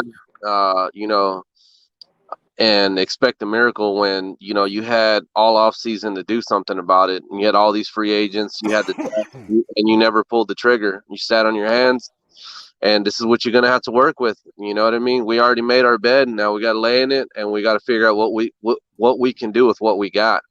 And I'm not saying these are the best scenarios, but it's like I said, you always have the option of moving Austin Jackson to the right side. Right now, he's our best tackle. Robert Hunt had snaps at right tackle and improved at the end of the season. You can always move him back there, but then, you got to fill in that guard spot. So there's options. I'm not saying that those are the best options, but that's all you have to work with. You know what I mean? So it's what it is. Let me bring in Russell. What's up, Russell? What's up, Russell? What's up, everybody? Fins What's up. going on, Russell? I agree a lot with what Big John was saying, for the exception of trying Austin at right tackle. And see, I explained to everybody yesterday why I think Austin would be better at the right tackle. And it all has to do with his fundamentals and techniques and what he's doing wrong. And you can naturally fix it, possibly by putting him on the other side, because what he's doing is he is going from the outside and moving in versus going inside, moving out. Well, if you switch him to the right side, that movement he's doing would be naturally to the inside from the outside from the right side. So that could fix his fundamentals from a technique standpoint. But from a left tackle standpoint, bitch the shit out of that hot garbage. Because I don't like him. Swear jar, Russell. Hey, Steven. I think, really, shit counts as a swear jar? hey, Steven. He basically is playing left tackle while acting like he's playing right tackle. His steps, when he drops back at the snap, he's literally moving like a right tackle, but he's playing left tackle. That's his problem. But I just don't. I understand what you're saying. I get the blind side part. I just don't want him to be on Tua's blind side, bro. I don't trust that guy on Tua's blind side. I get it, but it's worth taking a look at this preseason, just like it's worth taking a look at Eichenberg at left tackle, because that's weird. He's literally playing. Big John, bro. It's like I said, man. This is all you got to work with. You got to get it figured out before the season starts. Hey, Esther, that guy's weird, dude. Esther, you're playing left tackle and you're taking steps like you're a right tackle. That's weird, dude. That's just mentally not. I got a question not. for you guys. I got a question. After it's all said and done, was it really worth trading Larmy Tunsil? Yes. Yes. God. Please tell me you're joking. I'm just curious. See what you guys were thinking. Well, I think it was worth it. I mean, I still take those draft picks too, top but 5 trade in NFL history. Top 5 trade in NFL history. I think it was worth it because of all the draft picks we got out of it, and yeah, they kind of sucked in the draft with the offensive side, but some of those guys were defensive players, and not to mention you took money off the books, bro. You had, you could make moves, so that's why when you look at the entire trade and what we got back, and the fact that you freed up money, I think it was worth it, man. We would be in purgatory right now if that's all we had was in the country. So, yeah, I mean, they like that whole, I know you're saying it's weird, Big John, but you know what I mean? The more reps that he takes, if they move him to the right side, hopefully they do it before the season starts, if they are going to, the better he's going to get, man. He just needs reps. That's all they all need reps. They're not that bad, y'all. Like, I'm telling you. No. I'm just saying there's a mental disconnect there when you're playing left tackle and instead of you stepping with your left leg first, because Yeah, your bro. instinct is to go to the outside, for you to step inward. That's just something's just not right there. It's rhythm. It's rinse, repeat. It's doing the same thing over. It's the reps, muscle No, but memory, what I'm and saying is, all that. his rhythm. All the above. What I'm saying is his rhythm makes it look like he's been playing right tackle his whole life instead of left tackle. Like if that's your first step, that just means that you literally think first with your right side. For that, I would have. Didn't he play right tackle in high school? I think he did. So Yes, he did in high school. High school I'm just only. saying, He was left tackle exclusively at USC. maybe he should have still been playing right tackle, because if you're playing left tackle and they snap the ball, your kick slide is supposed to be to your left. You move to your left to move the guy around the quarterback. He's stepping inward, like he's literally trying to kiss. He's trying to kiss hips with Solomon Kinley. Instead of stepping away from him, he's stepping towards him. That doesn't make sense. Yeah, I'm just saying. I would like them to try it out and see how it works out. Put Jesse at left, because Jesse did fine on the left side last year as well. So you could put Jesse Davis belongs on the left side, not the right. I agree. You have to think about it. Yeah. If he played it in high school, He's our swing tackle. You can move Jesse right over to the left. Experiment with Austin on the right. You got Ettenberg as your left guard. Give him some reps. And when the time's right, if that guy comes along, you can move him out to left guard and see how he does at left guard. You know what I mean? He doesn't have to be Panay Sewell or Tristan Wirfs. He doesn't have to be any of those guys, because he's not playing on Tua's blind side. You know what I mean? He just has to be average. So let me ask you guys a question real quick. So I'm sitting here and I go to NFL free agents. Current NFL free agents. Okay. And let me actually share the screen so you guys can see it. Here we go. So if you guys look here, you'll see the first name is Mitchell Schwartz, offensive tackle. Rick Wagner's up here. Russell Okung, even Austin Ritter. Are any of these guys worth taking a chance on? And if so, why haven't the Dolphins done so? Mitchell Schwartz or Wagner? Those or Wagner, the first two. Wagner, not Mitchell Schwartz. The problem is Mitchell Schwartz. He had surgery in February, low back surgery, and if he was healthy, I think he would have already been signed because he's that good. So apparently there's something there. Unless the Dolphins know something we don't. Wagner, I would take a flyer on. Okun's been a little bit too injured for my taste, but if they did try him and they're trying to put this together, I do understand. People don't get it. This is the year to basically win. DVP is going to be gone next year. All these changes that are coming that they don't look like they're going to be here. And we're going to end up missing a good opportunity if it's because of the offensive line. It's going to be real, real, real shaky. We're going to be sitting here in the offseason scratching our heads saying, damn, we had a chance and all we had to do was get an actual right tackle, an experienced right tackle to put on that side and get it moving. Because DVP is probably going to be gone. You have to pay Gesicki or make a decision on Gesicki. You have to make a decision on Ogba. All these decisions that haven't been made right now, everything's all quiet. You don't know if you're going to have X. So you may have a very different team a year from now. So why they wouldn't just take an opportunity and swing for the fences right now and get a right tackle when they've wasted draft capital on 2 7th-round picks, to me, is beyond me. That just doesn't make sense to me. I mean, if I'm going to waste and if I'm not going to pick them correctly and I'm going to waste Big John, are any of those guys better than Greg Little right now? All of them. I would take Wagner, dude. He played all last season. He played 2 playoff games, and he's a natural right, bro. Steven, you're better than Greg Little right now. I don't know about that. Yes, you are. He's a natural on the right side, bro. That would have been a better move than getting Little, bro. I think so. Yeah, but I mean that's what I'm saying. You're throwing resources at the problem, but instead of Steven, I'll send you money. I'm gonna send you money. They've been throwing shit on a wall to see what sticks, bro.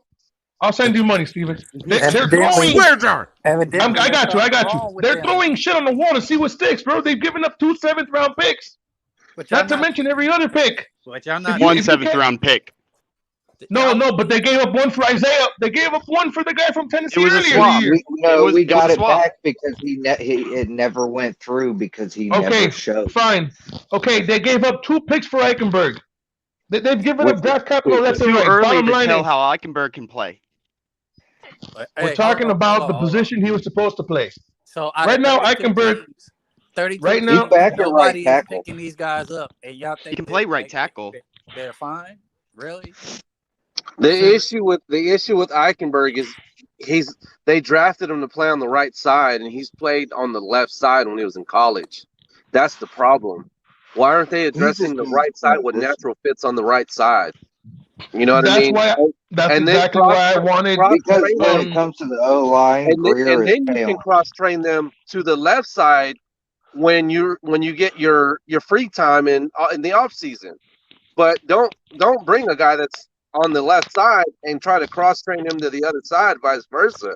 You need to get somebody that that's already adjusted to that side. It's like Richmond Webb said. It's like trying to wipe your ass. Wipe your ass with the other hand. You know what I mean? That's the Finn swear jar.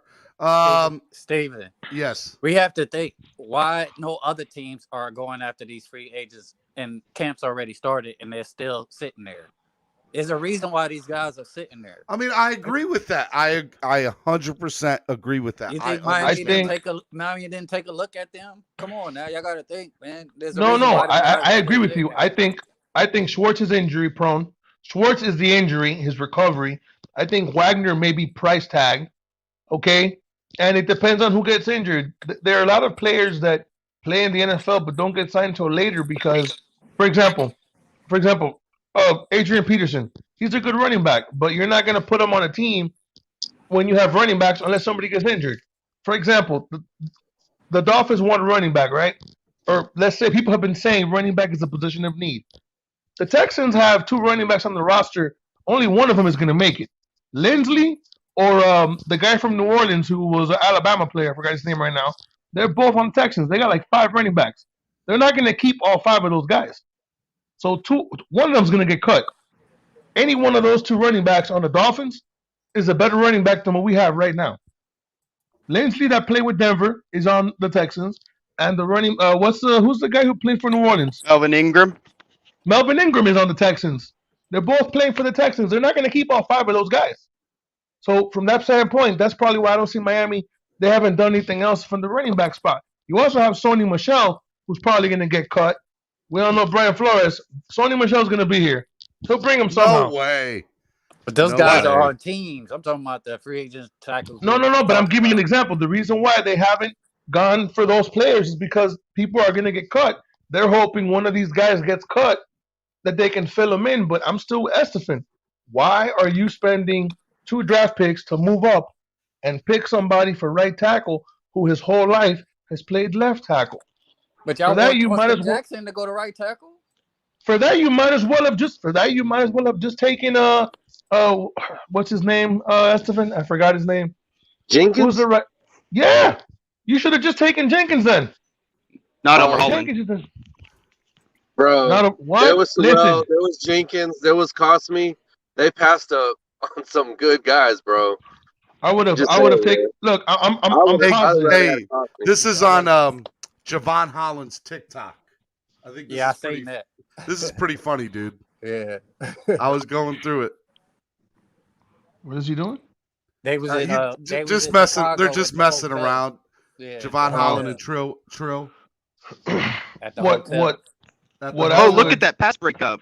Superstar. They was going against each other, playing around in a hotel. Yeah. Javon Holland. My whole thing is Miles. I know Javon Holland is everybody likes him at 36. My whole argument is I'm pretty sure, almost 100% positive, you could have got Jenkins at 36, and you saw how you traded up Nick Needham for Eichenberg. You could have traded up for Holland, and you would have still got him. I doubt it because Atlanta 2 picks later. Atlanta picked a safety. We don't know if Holland was there if they would have picked Holland or Grant. Yeah, that's true. I just don't see why they couldn't. There was so many safeties in the draft that you could have kept Bobby McCain, even if you didn't get Holland. You could have coached somebody up behind him and then got rid of Bobby McCain after this year. Yeah. Holland has a upgrade over Bobby McCain. Good as far as Bobby McCain was okay as a safety. Yeah, I know. That's what I'm saying. You really didn't need a safety. Bobby You really McCain didn't need a played safety. outstanding last year, bro. You saw what happened when he went out and Fedglin came in, bro. Yeah, but I was away. He got burnt. I know. Cut it out. Because Fedglin's not that good. Bobby McCain is at least an okay safety, but Holland can be a great safety. Yeah, but my question is, would you really prefer? See, I would have preferred them addressing the offensive line and right tackle as opposed to the safety spot. The bigger need wasn't. I think Eichenberg can play right tackle though. He's so technically sound, then they feel like he can cross train at both tackles. See, that's the problem though. This year is a year where we need to take a step up. You needed a plug and play player. The best player that you could possibly get to plug and play this year on your offensive line. You don't want somebody that you got to wait on, bro. That's the problem. You're saying Liam Eichenberg is a plug and play guy. I understand, Cosme bro, is a product. but you're saying I think he can work out, but right now it's not because he's not a natural fit on that side. And the problem is he's a project right now. That's facts, bro. He's a project on the right side. He is plug and play, but he's plug and play as a left tackle. On the left. He's plug and play. We need him on the other side. He's not great, but he's fundamentally sound. But he's plug and play as a left tackle. My thing is the issue wasn't your left tackle. The issue was your right tackle. If you're gonna move Hunt into guard, and you would have put Tevin Jenkins next to Robert Hunt, that would have been a disgusting mauling right side. And he doesn't have to learn. He's plug and play right tackle from day one. Man, I think what Omar said on the Big O show just speaks volumes, bro. And it's almost like it's cringeworthy, bro. But it's almost like, you know what, dude? You can't dismiss what he's saying, but he straight up said he's not buying into this offensive line and what they're doing. Straight up said it, yo. Like, just saying, man. That's fine. For him to say, like, he's pretty much saying like it's garbage. That's the only reason. Got no choice but to roll with it. That's fine. The only reason that I'm holding out hope, and I think that our offensive line is not as bad as we showed against Chicago, is what I've been saying from day one. If Estefan and Steven, they've been listening to me from the beginning, I said the offensive line, yeah, they're going to struggle, but they're not going to get as much pressure as they're getting now because if you look at the players Tua was playing with, it was a repeat of last season. I told Steven from the beginning, I said the most important player on the field is going to be Jalen Waddle. Jalen Waddle made them have to double cover Jalen Waddle, and Gesicki got wide open down the middle of the field. Last year, Gesicki would have got double teamed because ain't nobody afraid of Lynn Bowden. As much as everybody likes Lynn Bowden and he's shifty, nobody's afraid of Lynn Bowden. Okay?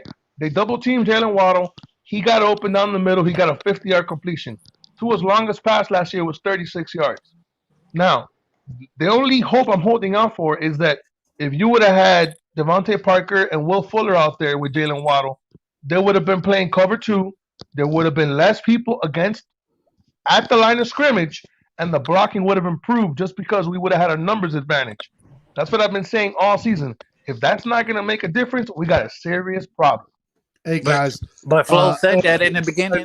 Andravia said Holland will be an amazing player for us. How can you find a negative in that? You fellas need to eat a Snickers. You're not yourself when you're hungry. Thank you for I don't disagree with him.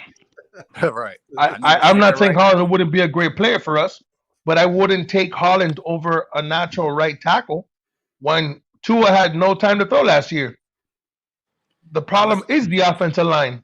Big Joe. That's the problem we're having right now. Big Joe. But Flo said that, if y'all remember a month or two back, he said that they're not going to be able to gang up in the box like they was last year. That's why he went and got Fuller and Waddle the threats on the outside. Oh yeah, I know. I'm the one that said that.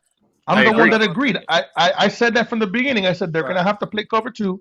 They're gonna have to double cover Fuller, double cover Waddle. Then we're gonna have 7 people at the football, 5 offensive linemen and a running back, and they're gonna have either 3 or 2 defensive linemen and a linebacker. So that's because why they have to double cover the 2 receivers. That's why But if I'm that not worried doesn't about make the it any offensive better, line we that got a bad. problem. That's exactly why I'm not worried about the offensive line that bad. Because you could scheme, I've been saying that every day, but you can scheme to help the line, quick screens, all that draws. You see what I'm saying? But the offense was vanilla in the preseason game. You're not going to see what they're going to do during the season. that's exactly why I said that's the only reason I'm holding out hope for the offensive line, because I know that we had Jakeem Grant out there again, along with Matt Hollins, which is the same players we had playing against Kansas City. He literally had the same starting receivers that he had against Kansas City against Chicago. The only difference is he moved the ball down the field that had 115 yards before he threw the interception, and they ran it back, and he had 99. He had over 100 yards because he had Waddle. Because Waddle made them have to double cover. Yes, that was the difference. That's why I told Steven, I said, as much as everybody's talking about Sewell, Waddle's the main player on the offense because you got to double cover him from the slot. I agree. That's why I loved him at 6. Oh, yeah, I would have given up 2 first-round picks for him, too. I don't have an issue with that pick. I told everybody, I said, if they offered you 2 first-round picks for Tyreek Hill, and you saw what Tyreek Hill does for an offense and how a defense has a scheme for him, would the Dolphins trade for him? I would. Jalen Waddle, to me, is a better version of Tyreek Hill. That's why when people say he's more polished as of right now than Tyreek Hill was as a rookie. Yeah, because Tyreek Hill coming out of college was a returner. He wasn't a receiver. I agree. 110%. But that's what killed me when people say they don't want Waddle returning. But Tyreek Hill returns punts. That's because they don't realize that football in the NFL is more like flag football now. It's not back in the day when Marino was playing quarterback. If Marino could have played quarterback and you couldn't hold his receivers, Marino would have thrown 50 touchdown passes. Right. Once after a while, they're gonna be kicking it out of bounds because they're gonna be scared to kick it to Waddle. That's why I want Waddle back there. That's why I keep telling everybody, let Jalen Waddle return punts. Yeah, Jalen Waddle made that guy from Chicago lose. He didn't know where he was. He thought he was in college for a second. He ran down the field, had 20 yards of a head start. Waddle caught the ball, took his jockstrap, took his ankles, took his shoes, and then ran 25 yards on the sideline. Yeah, I think Waddle. I don't disagree that Waddle shouldn't return punts, but I do think that if he's going to be a main, wide receiver option, that he should return punts on occasions, like certain situations. Not full time if we're going to keep Grant, but if we're not keeping Grant, then I don't mind Waddle doing punts, but not kickoffs. I mean, not kick returns. No. That's when he got injured. He's so blessed with his speed and he's so confident in himself that the kick where he got injured, they kicked him the ball 9 yards deep in the end zone. Nobody returns that in the NFL. He did it in college and he got hurt, but he never got hurt on a punt return. So I would let Waddle return all the punts he wants. Listen, if I can get Waddle the ball 4 times a game extra on punt returns and he can touch the football, I'm going to let him do it. Right. But that's only if Grant doesn't make the team. If Grant makes the team, then Grant should. I don't think Grant makes his team, man. I really don't. I don't think they're going to. This is what I'll say about Jakeem Grant. Jakeem Grant, I have said from day one, I do not think there is a roster spot for him on this team because he's one-dimensional, in my opinion. Now, with that being said, it would not surprise me if he stays on this team due to a fact if Greer or Flores or a combination of both like him or love him. I think Jakeem looked good. I think he looked good. I got to give it to him, and he looked like he was doing it consistently. And it was preseason. To avoid just to make sure everybody stays healthy, I would rather keep Jakeem on the team because he's going to give you the speed, and it looks like he's got that itch because he's now got consistent in what? Because he's got competition. I was an advocate of getting rid of him, but now that we're getting closer to the season, he does look like he's going to make the team. He does bring speed. He's going to be able to. I don't agree with Big John. I'm sorry. How many catches did he have in the game, though? occasion. I believe I was the first one in this Dolphin community that actually mentioned that when somebody asked me. I think it was Steven. But yeah, man. No, I don't want him returning kicks. You know what I mean? I need to For $4 million. That's all he gonna do is return kicks, and you're gonna pay him $4 million this year. No, it's not $4 million. It's almost $5 million. It's No. Either way, you get what we were saying, Big John. Hey, Steven, you can say I'll either pay him way. that But if he can return punts and kicks at if somebody elite gives level. you, Steven, Steven, if somebody gives you $800K, you're taking it, bro. If our coaches are creative enough, you could come up with some packages to get all that speed on the field at the same time. He's been here, and they haven't done it. He's been here. He played last We got year. new offensive play calling. Yeah, but that man is He played in the Bears. How many catches did he have this past week? But he only played because everybody was out. Right. I got to He didn't catch no passes this past preseason. All right, I'm going to say it They're right not now. showing their hand in the preseason as far as play calling goes. I don't care if he plays for us, if he plays for the Chiefs, or wherever he's going to be in the NFL this season. I'm telling y'all right now, I got a feeling that Jakeem is going to put his name on the map this year. I don't know why, but I have a feeling that something about just seeing the level of competition that he got and training with Tua and Waddle in them. But the fact that these guys came in as rookies and he sees what level they're at, sums up. Sums up with that guy. He looks different right now. I agree, Estefan. But at the end of the day, Estefan, he's been looking about Jakeem right now. That this year, I'm telling y'all. Remember that I said that I think Jakeem's gonna have a good year, bro. He's always looking good in practice. Estefan, he's a workout warrior. He does it every And I preseason. understand that's what makes it And so every weird. preseason, we say I the know. same thing. And every preseason, we hope for the best. He tricks the We team don't hope, into we keeping wish. him on, and we're still wishing because he can't catch. Bro, and I get it, man. Bro, I get it. I know everybody feels the exact, and I felt that way too. But I'm just saying, I'm just going with my gut, bro. Right now, my gut's telling me that Jakeem is going to go off this year if he gets the opportunity. I think you need to put some donuts into your gut because your gut is wrong. Estefan, the only way, the only way that I have no issue with Jakeem Grant being on this team is if Kurt Merritt doesn't play in the preseason and they don't pluck that man off a practice squad. Because if you tell me right now, hey, Big John, we're going to let Kurt Merritt play in game 3 and he gets 5 or 6 catches, and you got to pick between Jakeem Grant and Kurt Merritt, I'm picking Kurt Merritt 1,000 out of 1,000 times. I don't care about letting Jakeem Grant go to another team. But if Kurt Merritt bounces to another squad and that guy becomes a superstar, we're never going to live it down, bro. I mean, Never. And you know what? Here's where I disagree with you on that. If I have said there is at least 9 to 10 guys in this wide receiver room that could currently be on an NFL roster today.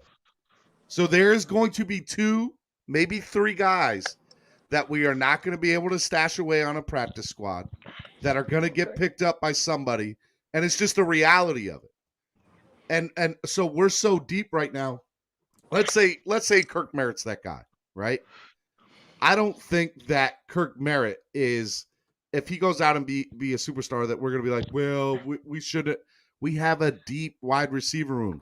Yeah, and but you know what? Any real fan will be like, what were we supposed to do there? We were supposed to put the best player out on the field. Nah, he said if we keep Grant though, and Kirk. Yeah, if we keep Grant and let him go, yes. Here's the difference between me and 99% of the Dolphin fans.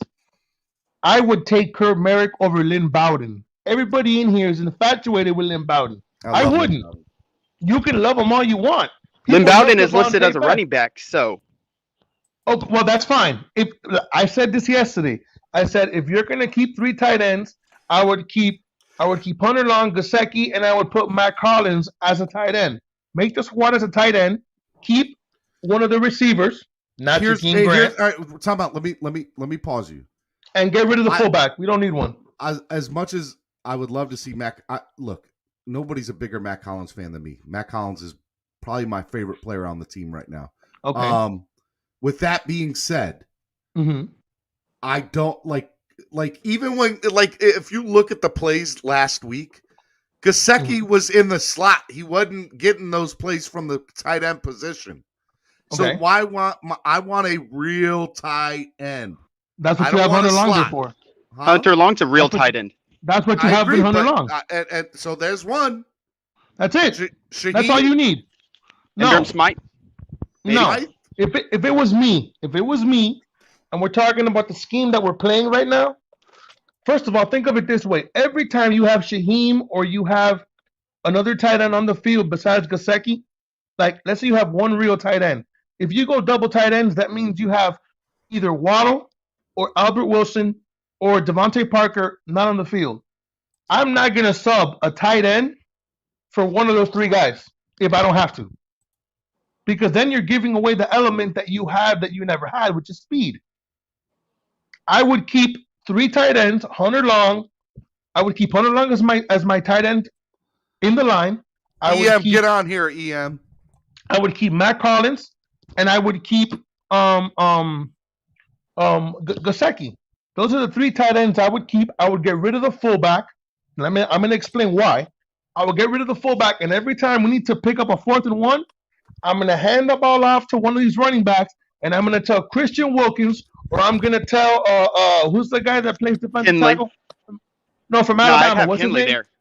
I know, but I don't want Kinley. Who's the other guy? I would tell Raekwon Davis, listen, you're a metahuman. You're a metahuman. You see that guy in front of you? You knock that guy into next week, and you get us 1 yard. That's what I would do. I don't need a fullback. I would put. Yeah, that's what I would do. Do you think there's a big injury risk of them possibly maybe getting top blocked and getting injured on a play that they didn't have no place being a part of? I agree with you, but at the same time, there's an injury risk on every play in football. You're going to get injured regardless. You're going to get if you're really going to tell me that. I agree. If you're going to tell me that you're going to. If you have some. Go ahead. I just think that there's some. Wilkins is fine at fullback, but. I'm only someone giving else you. Should be a fullback. I'm only telling you. I would pick Raekwon Davis because the guy's like 6'6", and he's an animal. And anytime he hits something, everything moves. But if it was me, fair. I would pick Raekwon Davis. But I don't think 2 plays a game is gonna up the risk of injury, like to the degree where you're gonna be afraid. Because how many 4th downs do we normally go for? Like I'm talking about, like on 4th and 1 at the 1 yard line against Chicago. If we run a quarterback sneak, Christian Wilkins. If we would have run a quarterback sneak, Christian Wilkins comes behind and pushes him in the end zone, like he did against Kansas City, it's a touchdown. They just wanted to run the ball for no reason. They wanted to try the running game. Let me bring in D1. What's up, D1? What's up, Steven? What's up, fellas? What's up, Esteban? What's good, Joe? How you doing, my brother? What's up? I'm good, and you? Just hearing y'all conversations and stuff like that. You have your thoughts on anything? I know you got your thoughts on something. I'm gonna keep it reserved for right now, but to piggyback on the whole Kurt Merritt, I hope Kurt Merritt makes the team. I feel as though he's. I'm a Kurt Merritt fan and I'm a Bowden fan, but and they both bring something different. But Merritt just, I don't know, he just reminds me of Jarvis a little bit. I don't know, like he got that dog in him. He's different, man. He's different. Bowden caught Kurt got that 47 yards against the Bears. Grant didn't catch nothing. I'm keeping Bowden. Yeah, I want them both. Yeah, but he was mostly used as a decoy, just like Waddle was against the Bears. But he caught. Yeah, but I think he was only a decoy because it was preseason. I think he's a decoy. Exactly. They're not going to show their their hand in the preseason. Yeah. I agree. Everybody say, "Oh, if Grant leaves, if we let go of Grant, the Patriots are going to pick him up, and he's going to have his best year yet." You know, that's all I hear from Dolphins fans. No, listen, he's got to learn to catch on the Pats. He can return all he wants, but he can't catch. You're a wide receiver. Mm-hmm. The first part of being a wide receiver is to catch the football. I love Jakeem Grant, but I'm being realistic. He cannot catch a beach ball with stick and gloves. But he shouldn't be starting. He can catch, but he shouldn't be starting. Last year, he had to start because of injuries. I haven't seen such bad ball tracking on a deep pass since Mike Wallace. Okay, like wow. Like, that's fair, but the Dolphins paid him $60 million, so that was bad. Oh yeah, bad, but still, you got to track that ball. I mean, Dude Like he can't never catch. had these catching problems in college like that. Like I don't understand it. Mike We'd Wallace have to couldn't go track the back. We'd ball when have he to go caught his back You and look have at to his football. go, college film bro. and Go back to see his college, how bro. He was many. not dropping stuff, yo. He was But I have a not question: dropping them. how many deep passes was he being thrown in college? 'Cause I didn't see his college film. I'm only seeing him since he's been here, Nah, and since he's he was been the deep here, threat. He was the deep threat okay. But he's not. and the Apparently, he's underneath not guy. catching him, man. I don't know. He's not catching anything. He's I not. consider Grant an underneath guy. For all that speed, he's not he just can't track the ball in his air. In the air, he don't know what side to turn to, and then the ball bobbles. I don't know what it is with him with these with him Maybe catching he's deep got balls. to. He can catch Maybe the he's got to underneath. change his contacts, and he has a. What I is don't that know. called when Like when you're on a boat and you got maybe he's got nausea issues or something. And he gets dizzy. but I do I don't feel know. like the OCs have not um used him better. I feel as though he can be used differently. Yes, he's still going to I have drop. Like if you were to put him in the Kansas City offense and all that moving parts that they do and everything like that, all that speed out there, he'll only be like their third receiver, fourth receiver, yeah, but but yet he he'll probably get hella yards because of his yeah speed and how they like to run their plays. because of the fact that you have to cover double cover Kelsey and because you have to Mm-hmm. double cover Tyreek Hill. So when you throw him a gadget play where you snap the ball to Mahomes and he throws him a pitch, he's gonna run for 25 yards. He does that here, Mm-hmm. but that's all he does. That's the problem. That's all he does. He's getting paid $5 million to return punts and do an occasional, end around. I'm not going to pay you $5 million for that. Not when I need I'll a pay right him that if tackle. All he's a right, Pro Bowl returner. real quick. EM Dolphin, what's up, my guy? What's going on, Finally. Steve? How Gentlemen. before you go in, I miss you, buddy. What's up? Hey, man. Hey, not too much, man. Just getting ready for the season, bro. I Getting ready miss for the him season, too. man. All right, now So- that I've been cordial, I hear you in the chat box going at me. What's up, my guy? I'm driving that Matt Collins train. Stop it. Stop, Steven. You need to stop that foolishness, bro. Don't do that. Stop lying to the people. Stop lying. Everybody knows in this community, EM Dolphin fan alone has been driving that Matt Collins train. We know that. So stop. Hey, Don't that's do not that. fair. Hey, that's not fair. I was driving it too. Don't be saying that about me. You never heard me say one bad word about Matt Collins. No. But listen. I've been ready. Listen. When the Dolphins picked him up, I was calling. First, I was calling. I've been calling since he got. I wanted the Dolphins to draft him the year he came out because he was one of my sleeper picks in that draft. And so I've been following Matt Collins' career since he's been in the league because I just think. Yeah. I just got a lot of respect for his that. I just always thought that he was a big time athlete. So when the Dolphins picked him up, I forecasted a lot of the things that he's doing. Things that he's doing for us right now. So that's my guy. Listen. We all know. Listen, y'all. 90% of the fan base was, pardon my language, was shitting on him. I mean, bro, if you go back to one of the old episodes of Finside NFL and other platforms that I was on, I mean, 95% of the fan base was taking a big dump on Matt Collins. So, except the EM Dolphin fan. They were making jokes about him being, a Wingstop manager. Shout out to the homie Havoc. Calling him, they were saying that he was going to get cut and he was going to get a job at work. He was going to be working for Wingstop at some point. Yeah, bro, they crapped all on him. So, but anyway, at the end of the day, EM Dolphin fan has been driving that train. Y'all know this. So stop that, Steven. Stop lying to the people now. Dude, I don't. Dude, I liked Matt Collins last year, but where I fell in love with him, and I'm not gonna lie, has nothing to do with him on the field. It has to do when my man walked into the stadium for a game in the boxing gloves and everything. That's my I like that stuff, man, because that tells me that's the type of person I want on my team. I want somebody who's got a personality, who's going to be good in the locker room, and that's what I want. I'm a locker room guy. All I know is, no matter what on Matt Collins, it was never me. So I've been saying it from day one. I told you a couple months ago if he could make the team as a tight end, I keep with the same thing, man. I'll put him at tight end. They can't cover him. I'm just saying that, man. Tight end, I don't know, I Em. How mean, you doing, man? I haven't talked to you in a couple days, man. I'm good, bro, man. Just been working, bro. I finally got a break into action today, man. It's like a monsoon down here this morning, so I got a little break into action today. So Okay. I'm gonna chill today and take the day out. So what's going on, man? How you Hopefully, feeling, bro? hopefully I get a hold of you a little bit later. I'm there, man. Spinal That's surgery what's up. sucks, man. I'm not gonna lie to you. It's a pain in That's the what's up, ass. man.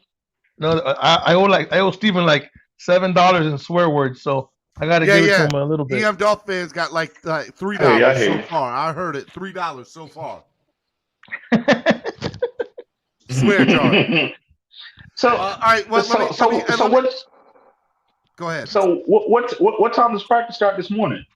Dude, it was supposed to start at 9:45, but nobody's tweeting.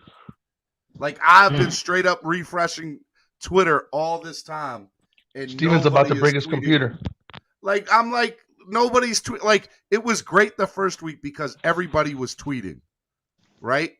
And this week, nobody's tweeting. And I was hoping to have TD there, but TD is under the weather. But man, like like I'm dying over here. I want to hear the incomplete passes. And let me just tell you, TD, you are totally missed at training camp this week. So TD didn't make it. He didn't make it down there today. Nah, he didn't make it down. No, he's been sick for the last couple of days. He's been sick. He's been under the weather.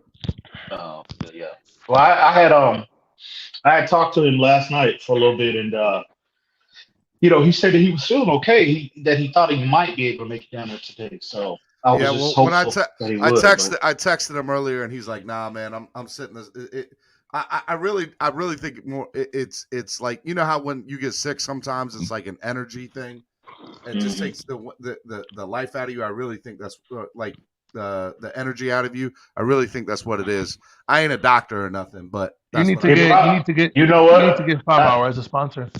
It probably was at work that I gave him last night in that conversation we had. We had a nice long conversation last night, and I tell you, I told him, I said, listen, TD, the stuff that you're saying right now, I know you're feeling under the weather. I'm gonna give you a pass, because you had a relapse. You reverted back to TD foolish talk, and he knows the conversation we had last night, and I know he's listening. So, but I'm willing. I gave him a pass yesterday, so I hope you're feeling better, bro. I do hope you're feeling better, TD. I do hope you're feeling better. Yeah. TD foolish talk. I like that. That's got to be a segment on your show. But TD's got to star in it. He's got to star in it himself. That will be good. All right, let me ask you, EM, what are you looking for in training camp over the next couple of days with Atlanta? Like, what's important to you? What do you want to see out of training camp in these inter-team practices? Man, consistency, bro. I want to see Tua continue to stack up. Good practice after good practice after good practice, and hopefully he can gain us as a team can gain some momentum going into the first game of the season, because we definitely gonna need it going to New England. But consistency from Tua. I think the defense is, I think that was just a small sample size of what we're gonna see from the defense this year. I think that's pretty set. And hopefully things stabilize up front with that offensive line, because, man, we can't have Tua, every third drop back, man. He's having to improvise and navigate through traffic. You know what I mean? No coach wants to put their quarterback consistently in a situation like that where they have to worry about things up front. So hopefully things, they learn to come together. As a unit, they all need to be on the same page, communication-wise, the whole nine. And hopefully, like I said, things stabilize up front, and we just get that consistency and momentum going into week one, bro. First round pick Jalen Phillips is first on the Dolphins player on the field for the joint practice with the Atlanta. Who is that? Who is that? Jalen Phillips. Alan Poupart, the new beat writer for I don't know who he's for. I guess it says Sports Illustrated up here, but everybody's deeming him as like one of the new beat writers for the Dolphins. Falcons already out in full force on the field, away from the stands. See, I know our offensive line as a whole has, since last week, practicing against the Bears front, they've come under fire, and it should have just to some degree. But where I draw the line is I'm not ready to hit the panic button just yet, because I don't think people realize a lot of our fan base realize just how imposing a front that the Chicago Bears have. You know what I mean? They got their front seven's one of the best in the business. It's one of the best, clearly one of the best in the league. And I want to remind the fan base, just last year, a few months back, that same front. Remember what they did to the eventual world champions, Tampa Bay Buccaneers? They held them to 6 points. They beat them 9-6 that game. Mm-hmm. So, Tampa Bay couldn't do anything, and that's the greatest of all time. So we need to just pump the brakes just a little bit. Now, Atlanta, their defense is less imposing, and they have less talent in that front. Now, we'll see what they look like, Saturday. But now, if they go out and look like trash against Atlanta's front, well, okay, we got a problem. We might have some issues here. But let's just pump the brakes a little bit and see how they look against the Falcons. Look, I'm Rashad. I brought Rashad in. What's up, Rashad? What's happening? How you doing, man? Look, here's what I think. I think that what I saw last week and what I saw in the stats last week, when it was all said and done, I was really ecstatic with how we played. And I know we lost 20-13 last week, but we were up at the half 13-3. We were dominating them. We were dominating them. And to go on further, from a run game standpoint, everybody said our run game was atrocious. We had 2 running backs that between each other averaged over 5 yards a carry. And if we have running backs that average over 5 yards a carry during the regular season, we're going to do good. We're going to be fine. We're going to be more than fine. I'm comfortable with our running back room. Steven, I didn't say our running game was atrocious. I said Malcolm Brown didn't show me anything yet. I didn't say that. Salman Ahmed showed up. He showed up. And Myles Gaskin showed up. Malcolm Brown I don't know what he was doing out there. Tua threw him a screen pass and he just sat down. He didn't feel like running. I don't know. Malcolm Brown is starting to give me Jordan Howard vibes, bro. He really is. Everybody's been saying that. Yeah. He looks sluggish. He looks indecisive. He looks slow. I got Balaj vibes. He looks a lot like Jordan Howard looked this time last year. I want to remind everybody to hit that like button. This is Miami Sports Music's #1 Miami fan morning show with the best Miami fan panel in the world, talking about clock blockers. Make sure you guys hit that like button. All right. I'm going to bring in my man, Todd. Todd's in the back room. What's up, Todd? Hello, Todd. What's on mute? What's going on? Todd, what's going on, man? Todd's breaking up. We can't hear Todd. Well, right. I thought Esteban was on this panel. Where'd he go? I guess he ran when he ran. I ran him off, I guess. Estefan goes in and out to get donuts. He has donut breaks. Yeah. Oh, okay. He was hungry. He got scared because Ian Dolphin was on this panel. That's what it was. He didn't want no problems. He didn't want no. He didn't want that smoke, huh? He didn't want that smoke. That's what's up. No, he's not part of the Street Profit. All right, let me ask you, man. What about Greg Little? What are your thoughts on Greg Little, Ian? Oh boy.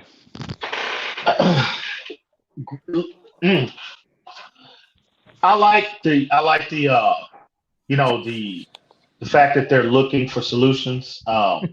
Greg Little, they only gave up a 7th round pick for him. He's been, he's a former 2nd round pick.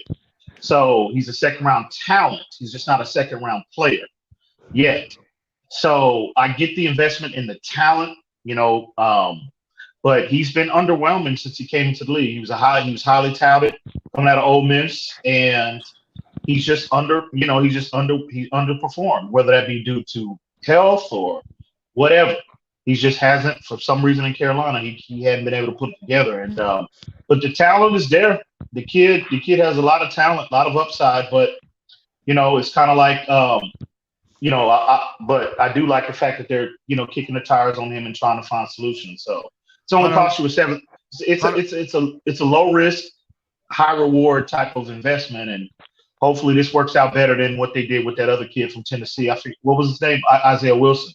So yeah, no, he was too busy at strip clubs. He wasn't going to play. He was too busy dancing on cars. Yeah, he threw away his career. That's Lisa a Johnson, official beat writer for ourturffb.com, said that Hunter Long is out on the field in a big ass knee brace. And they're saying he's going to be held out of practice today. Oh, big news. Dolphins have placed linebacker Sam Agavion on the reserved COVID-19 protocol list. McGuavin. Sam McGuavin. Sam McGuavin. I said Agavion. Man, that might have got him. That might have got him cut, bro. Yep. Well, the linebacking room is deep. It's deep as hell. But you got to remember, Sam plays good special teams too. I thought he looked. I thought he was active. He looked real active Saturday against the Bears. I liked a lot of what he looked athletic. He looked like an NFL. It looked like he belonged. So I was kind of pulling for him quietly. Todd, I'm going to try to bring you back in. Todd, you there? Nope. There went Todd. Todd left. Yeah, man. Look, I players, the beat writers and stuff look like they're starting to talk now. So it looks like they're starting to get on the field and everything. So David Fornez, Omar Kelly, they're all starting to tweet. So I'm going to keep you updated as the tweets come out. What are you guys looking forward to on Friday? On Saturday, on Saturday against Atlanta. So Kyle Pitts obviously will be in the building. And it'll be interesting to see what happens there from a standpoint from the defense on covering somebody like Kyle Pitts. What are you guys looking forward to with that? Calvin Ridley as well. I want to see. Ridley? Yep. I definitely want to see how more likely if I'm Flores, I wouldn't play Byron Jones or Xavier Howard for the entire preseason. So if that happens, I definitely want to see how Nick Needham matches up with Ridley or even how, I'll be looking to see how Ibenogany matches up. Obviously Eric Rowe, the matchup with Kyle Pitts or whoever, is our starting safety. So yeah, I'll be looking at a lot of how our defensive back matches up with those two players, man. Yeah, let me ask you, what do you guys think about Nick Needham's rise? Nick Needham has just showed up and showed out. What do you guys think of Nick Needham's? Are you asking why about Nick Needham? Are you asking me? Really? I am asking you about Nick Needham. You need to do your homework, Steven. You don't need to ask Ian Dolphin fans anything when it comes to Nick Needham, bro. Oh, absolutely nothing, man. I've been driving that train as well. That's another player who I've been extremely high on. Ever since we got him as an undrafted player, I took a lot of heat, a lot of ridicule, because a lot of things that I was saying about Needham, we saw come to fruition in 2019, last year, and now we're seeing it and hearing it again now. So no. Needham is my guy, bro. That's my dude, man. That's my guy. So I'm not surprised at all. Let me ask you a question, Ian. You like him better as a boundary guy or as a slot corner? Well, I like him better as a boundary, but I think he can be. I think he can be a very good player. From the slot as well. See, he had one bad game last year, and that was that Buffalo game. And everybody wanted to, cut him after that game. You know what I mean? But no, he had a very good year. That was his first year playing the slot corner position. So a lot of our fan base, they never took that into consideration in their evaluation of him at that position last year. So I thought he played well, but I think his value to truly maximize him is on the boundary. And bro, I'm not surprised at all. I love that kid. I love everything about Needham. He's from El Paso. He's from El Paso, Texas, came out of UTEP. So obviously I'm rooting for him because he's from Texas. So with that being said, that's my guy, man. That's my dude, bro. So I'm not surprised at his, him playing this at this level, not at all, not one bit. So. One of the D-Dub says Needham showed out, but will it not be enough to lock down the starting slot position? No, that's Coleman's job. Yeah. I wouldn't even bother playing him there, bro. I'm not gonna say I wouldn't bother playing him there, but I think Coleman is good enough. I think that's more Coleman's natural position because he's been primarily a slot since he's been in the league. So I think Coleman is a natural, just a slightly natural, more natural fit there. I would leave Needham on the boundary, bro, and have him come in and whenever they're subbing Byron Jones or Xavier Howard out. Something I listened to Omar Kelly, and he made an interesting point. He was on, I think, the Big O show the other day. He was talking about Nick Needham. And he was talking about how Nick Needham, from day one, Nick Needham has shown, since he's shown up in a Miami Dolphins uniform, he has consistently made plays. Even his first year that they cut him and put him on a practice squad, and then eventually recalled him back up to the 53-man roster. He said that this dude, from what he's seen from Nick Needham last year and this year, he is on Byron Jones's level. This is what this man said. I was shocked to hear that. I said, wow, that's a bold statement. This is what he said. Waddle, Grant, and Perry fielding punts today. So right at the moment, right now, that's like 3 minutes ago. I want to see Perry return punts in the game, to be honest. Yeah, it will be interesting here. Why are they getting such a late start? Last week they were starting right on time. This week it feels like they're not starting on time. Maybe could it be due to that COVID testing that maybe they were doing a couple of players? Oh, Dan Marino's in the building today. The GOAT. Somebody just posted this on their Twitter. That is such a handsome man in the background there. God love that man.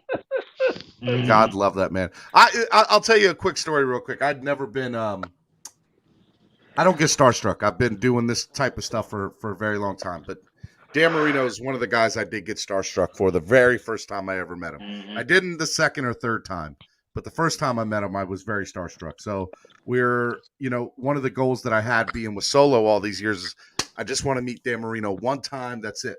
So we're up at the MetLife Takeover. We're up in New York, and the Dolphins team hotel's in Jersey up there.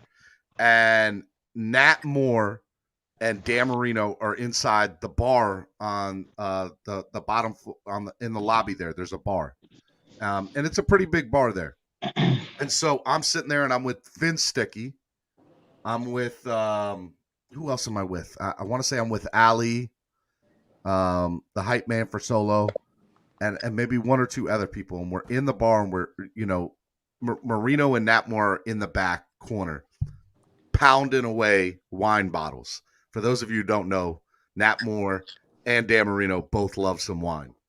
And so they're drinking, they're having a good time, and I have my jersey with me. I have my Dan Marino 1984 jersey with me. And I'm like, all right, all I want to do is meet him. And so he gets up to go leave, and I'm having a panic attack.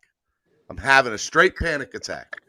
And I turn around, and I can't get the words out. Like, I freeze. And I hold out my jersey, and he looks at me, and Finn Sticky goes, Dan, can you sign his jersey? He's a little starstruck right now. And so Marino signs the jersey. I'm hyperventilating at this point. And he walks out, and I'm not going to lie, I'm an emotional guy. I break down. I was like, I can't believe I just met Dan Marino. Oh, my God. Yeah, so that's a true story that happened the very first time I ever met Dan Marino, and he was cool. He was cool about it, but I straight. Did he remember you the second time you ran into him? He knew Solo the second time, so it was. He did not remember me, thank God. He didn't know that you panic attacked and. No, not at all. But that was.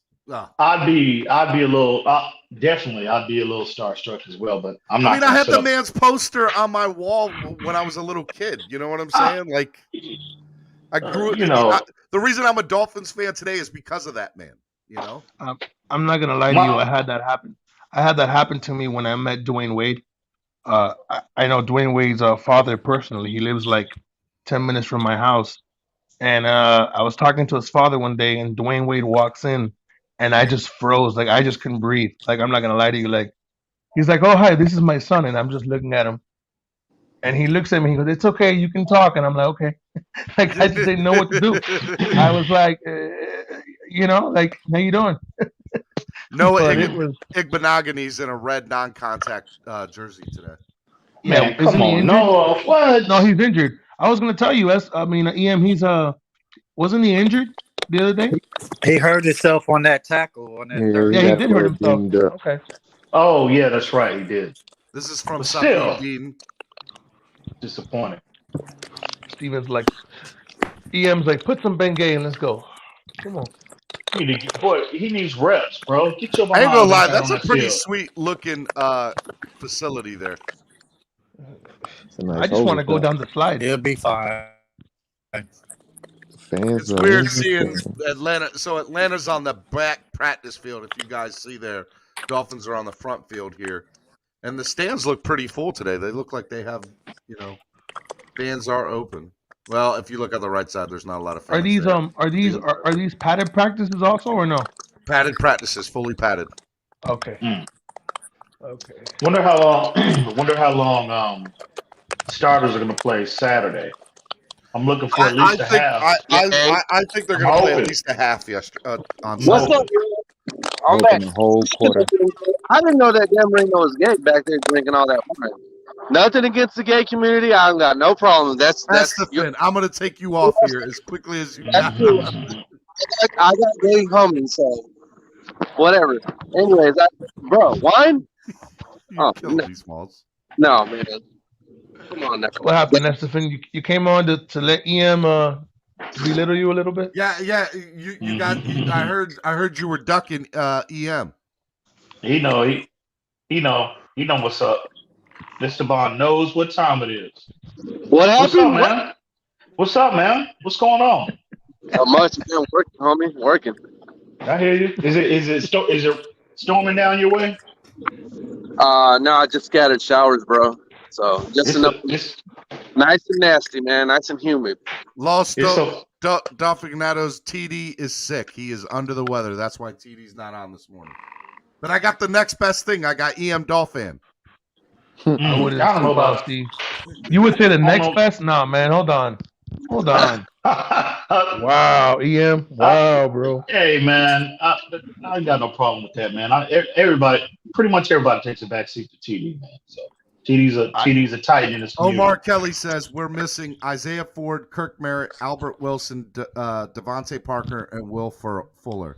All that's left for Tua today is Waddle, Hollins, Grant, Bowden, and Foster. Can I address a comment real quick? I see the homie D-Dub. Shout out to you, bro. I see him in the comments. He says, EM, what do you think of Josh Rosen getting his bus ticket from the 49ers? Yep. Man. Not surprised. In 4 years. Not surprised at all. I saw it coming. We all know it was coming.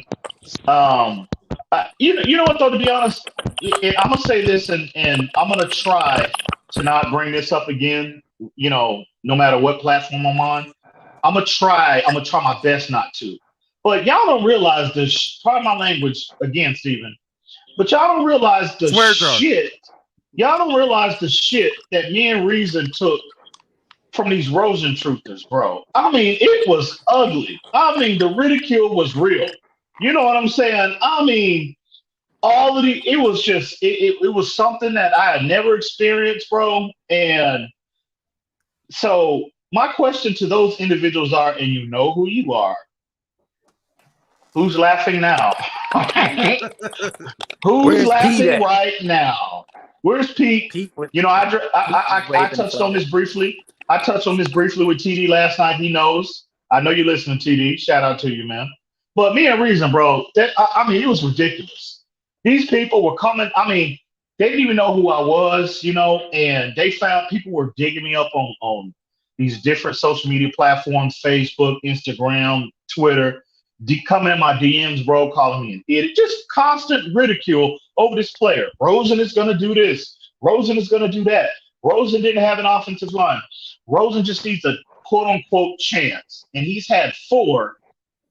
In 5 years, he's been on 4 teams. And I don't know if that's not the definition of a chance, bro.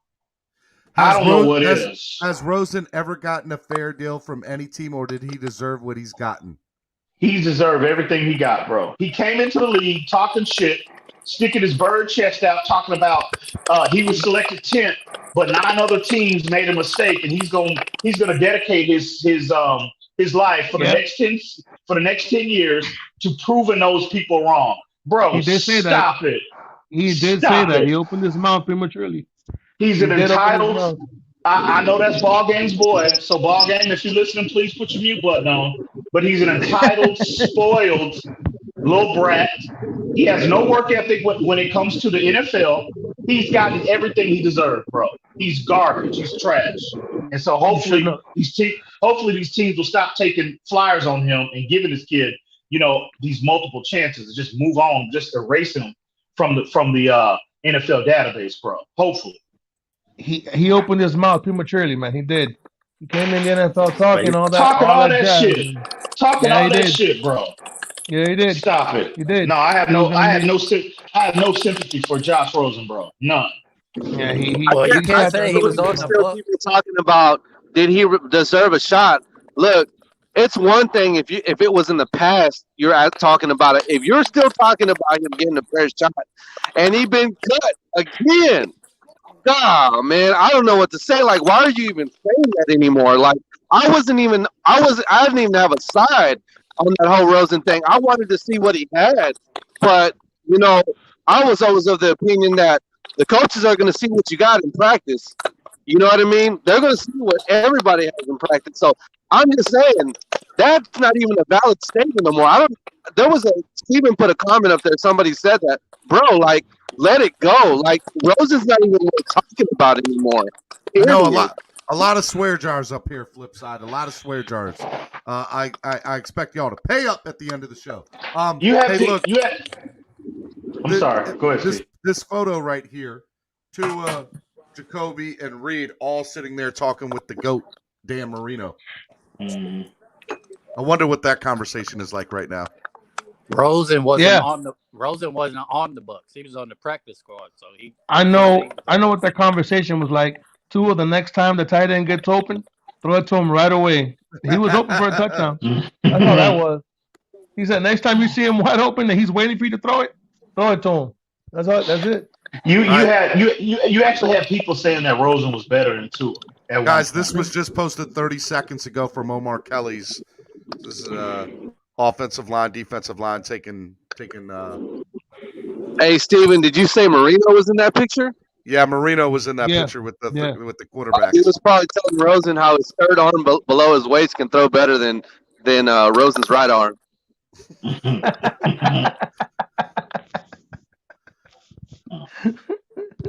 What are these? So, this extra padding that they have on their head. That it reduces the concussion by 10%. I'm interested to know if that will become a thing that you see the players wear eventually in games and stuff. I don't know if they're going to wear it on the outside. Ugly, bro. I hope not. I don't know if they're going to wear it on the outside of the helmet, but I wouldn't be surprised if they came up with something on the inside of the helmet. But on the outside, that looks weird. I'm just saying. Yeah, it does. Well, Booby's been taking damage for years, bro. So Victoria's Secret stepped in, bro. You know what I mean? They were like, "We got y'all. Throw some pads, and that way you can put on the helmets." There you go, bro. Number 75 is Greg Little, so I'm trying to find 75 here. There he goes, right there. Let's hope he learns how to block for more than 3 seconds. Cause I saw a couple of clips where the ball was snapped, and he was on his knees, and the guy was around him. So I don't know, man. It was bad. I don't know, man. I just want to see. I want to see the obviously the offensive line, guys. If you were watching right now, please hit that like button. It doesn't cost anything to hit that like button. It's free. Everybody, tell them right now to hit that like button. Hit the like button. Everybody, punch it. Hey, EM, did you already give your take on Little getting signed? Because I kind of missed out when you came in. No, he just laughed. Yeah. I mean, I'm not going to overreact, bro. It's just a low risk, high reward potential. Just kicking the tires on them and see what they can get. Hopefully they can strike gold, but if not, if he flames out, it costs you nothing, basically. So, but the talent is there. The talent is there. I get why they would try to make an investment on the talent. He's just not. He's just underperformed relative to his draft status. That's all. But aren't y'all tired of tapping the tires on people? Don't you want a real offensive lineman? I agree. I agree. All these projects. I agree. Hey, EM, did you hear my take earlier where they were talking like they keep giving up 7th round picks? I'm like, why are you giving up 7th round picks? That's the only pick y'all get correct. Every time they do a 7th round pick, the guy hits. They might as well just collect 14 7th round picks. You know what I'm saying? And start trading away 1st round picks because we know they can't pick in the first 2 rounds. Man. You know? I know, right? Man, bro, I wanted Jared Davis to work out, bro, but I think he's going to the practice squad, man. So I don't think all I know is Jordan Scarlett to me looked incredible on Saturday. I don't know about the rest of y'all, but I like that guy, man. He definitely looked a lot better than Malcolm Brown and Jared Davis. I would love to see that guy get a chance. That guy looks the part too. That guy's huge. Yeah, he is. He developed. If you remember reports in OTAs, he developed allegedly. He had developed a nice rapport with Tua. So, but yeah, I'm a fan of Jordan Scarlett. I really am. So hopefully, he just looks for our top 3 guys. Gaskins, obviously, Ahmed, Scarlett. They just look a hell of a lot more explosive than Malcolm Brown and Jared Dokes. They just do, man. Dokes ran behind the 34th. I wasn't mad at Dokes. Gotta remember that. I wasn't mad at Dokes, but you can't be mad at Dokes. Look what Malcolm Brown gave me real Balaj vibes when he hit the brakes on the first down. I said the same thing. I said, is Balaj playing? I said, is Kalen Balaj playing? That's just y'all remember that year he played, that last year he played for us. What was it? 1.1 yards per carry. Yeah, he was he's running away from wide open passes and I think he looks more like Jordan. He looks more like Jordan Howard. Yeah, he looked more like Jordan Howard than he did Balaj, man. I've never seen a man catch a wide open pass. You know what pissed me off though is when he went to go play for the Chargers, he had a 100-yard rushing day against us. Yeah, but remember I told you that's all about the weapons on the outside, man. He has receivers on that team. You can't stack the box. Siler don't count because Balt took him. We really didn't have a run defense. He does count. He was a 7th round pick. We brought him onto our team, but he was picked 7th. Doesn't matter who picked him. He was a 7th round pick. We hit on all 7th round picks and can't seem to pick in the first 50 every season. It's ridiculous. I was making that statement yesterday, and they were talking about didn't hit on Tua and Waddle. Not yet. No, but that's I understand we hit on Waddle and Tua, but I'm not talking about that. I'm talking about every time that we go to pick an offensive lineman, we reach or we panic. We've been panicking since 2019. I don't know why they can't. Me and Reason was talking about this the other day. I just don't understand why is it so difficult. Why is it so difficult for the Dolphins to get this right? I mean, it's a 20-year issue almost. And think about this for a minute. Think about how long it took for us to. Do y'all remember how long it took for us to figure out how to actually cover tight ends? How long was that an issue for us? That was like a 15-year problem. You know what I mean? They even had Deion, what's his name? Deion Jordan try to cover a second time. So, man, I don't get it. I don't get it. I'm just over the project, man. Just go get the person you know can do the job instead of somebody you think can do the job and can also run the ball and play quarterback. I don't need somebody to do everything from the offensive line. I just need an offensive line. I'll tell you another thing too that's not helping matters is the constant revolving door with offensive line coaches. That's not helping as well. You have to develop that. You have to establish continuity. You need to establish one vision. I mean, it's hard for these players, especially young players.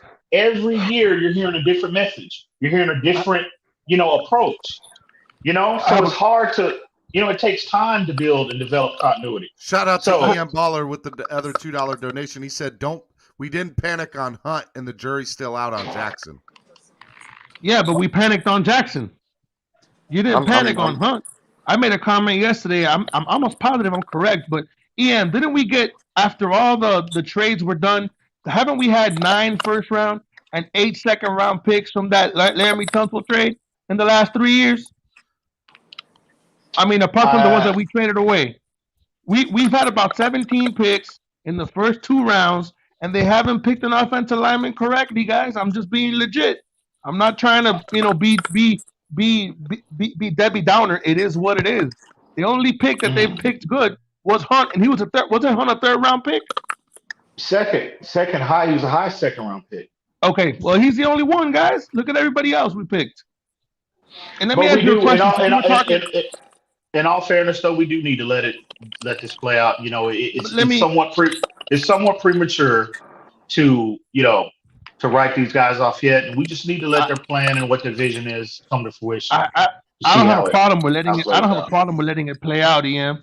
But you saw how close he was to tearing to his knee. Oh, for sure. I'm just saying. I was sure. I was like, "Come on, Tua, get up, please, get up." And he popped up. I was like, Let me ask you a question on that coaching front. I mean, I don't know about you. I haven't heard your take on it or anything else. But did we not have Tom Callahan or that offensive line coach that he's known for offensive line, and we didn't pick him up, and instead we promoted within? Did that not happen, or am I? Bill Callahan, yeah. Me and reason I talked about that the other day. Okay, no, I didn't hear that, but he was out there. And we could have picked him up. He would have fixed the offensive line in like 1 season. He's an offensive line guru, and instead of picking him up, we promoted from within and gave the job to a rookie offensive line coach. That doesn't make any sense. Yeah, but that's been the approach. Don't forget Dieter, 3rd rounder, and is a starter. Ian Baller said.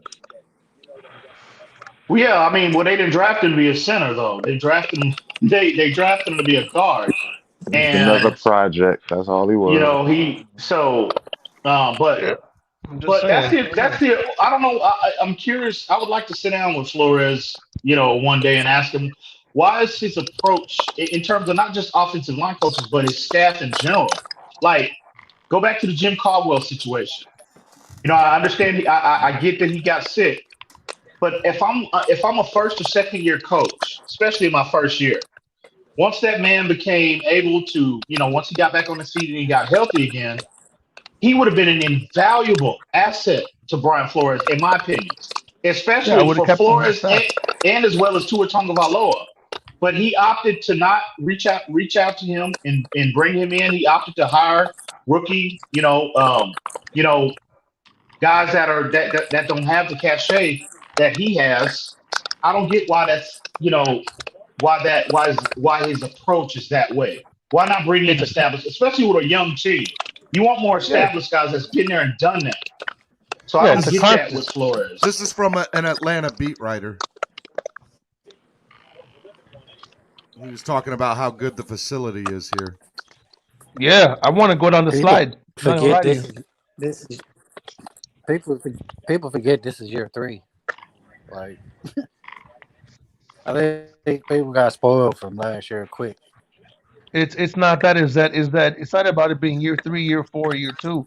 The problem is when the expectations come, that whole year 3 thing goes out the window. Because when they asked him if they were still rebuilding, he said no, we're ready to win now. So that whole year 3 thing, as much as we want to use it, he dismissed it. The coach did by himself. Nobody told him to. He got up on at this press conference. He dismissed it, and the problem was when expectations hit, they said, "Uh-oh, now we got to move." Travis Wingfield, Jalen Waddle, one-on-ones, leaves another one in the dust, and the crowd goes crazy. Love Jalen Waddle, boy. He's going to be the most important player. He's going to be the most important player this season. I hope to see him more involved in his next Safid Dean, first one-on-ones of Dolphins Falcons joint practice.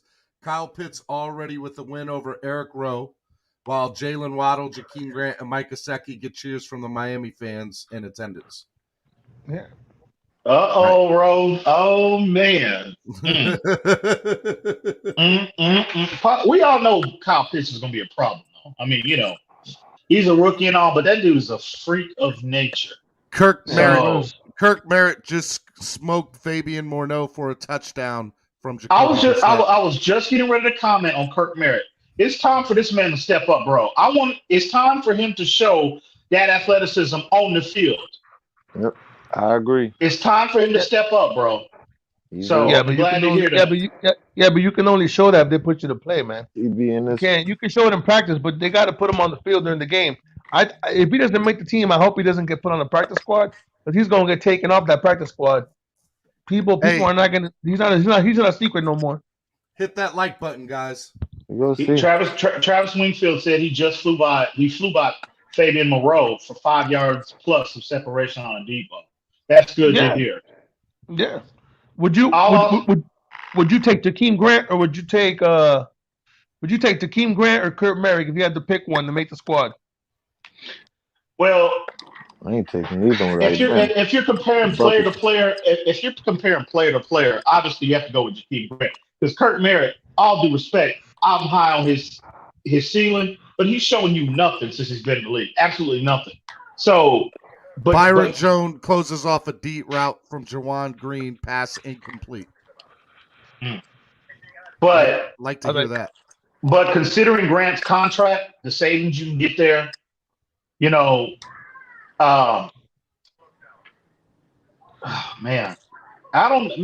a tough one, because Grant, as much as we all hate on Grant and we were frustrated with him, he does bring value. He brings immense value in that return game. And I agree, but I think you're saying it because you rather have Jakeem Grant than Jalen Waddle return punts.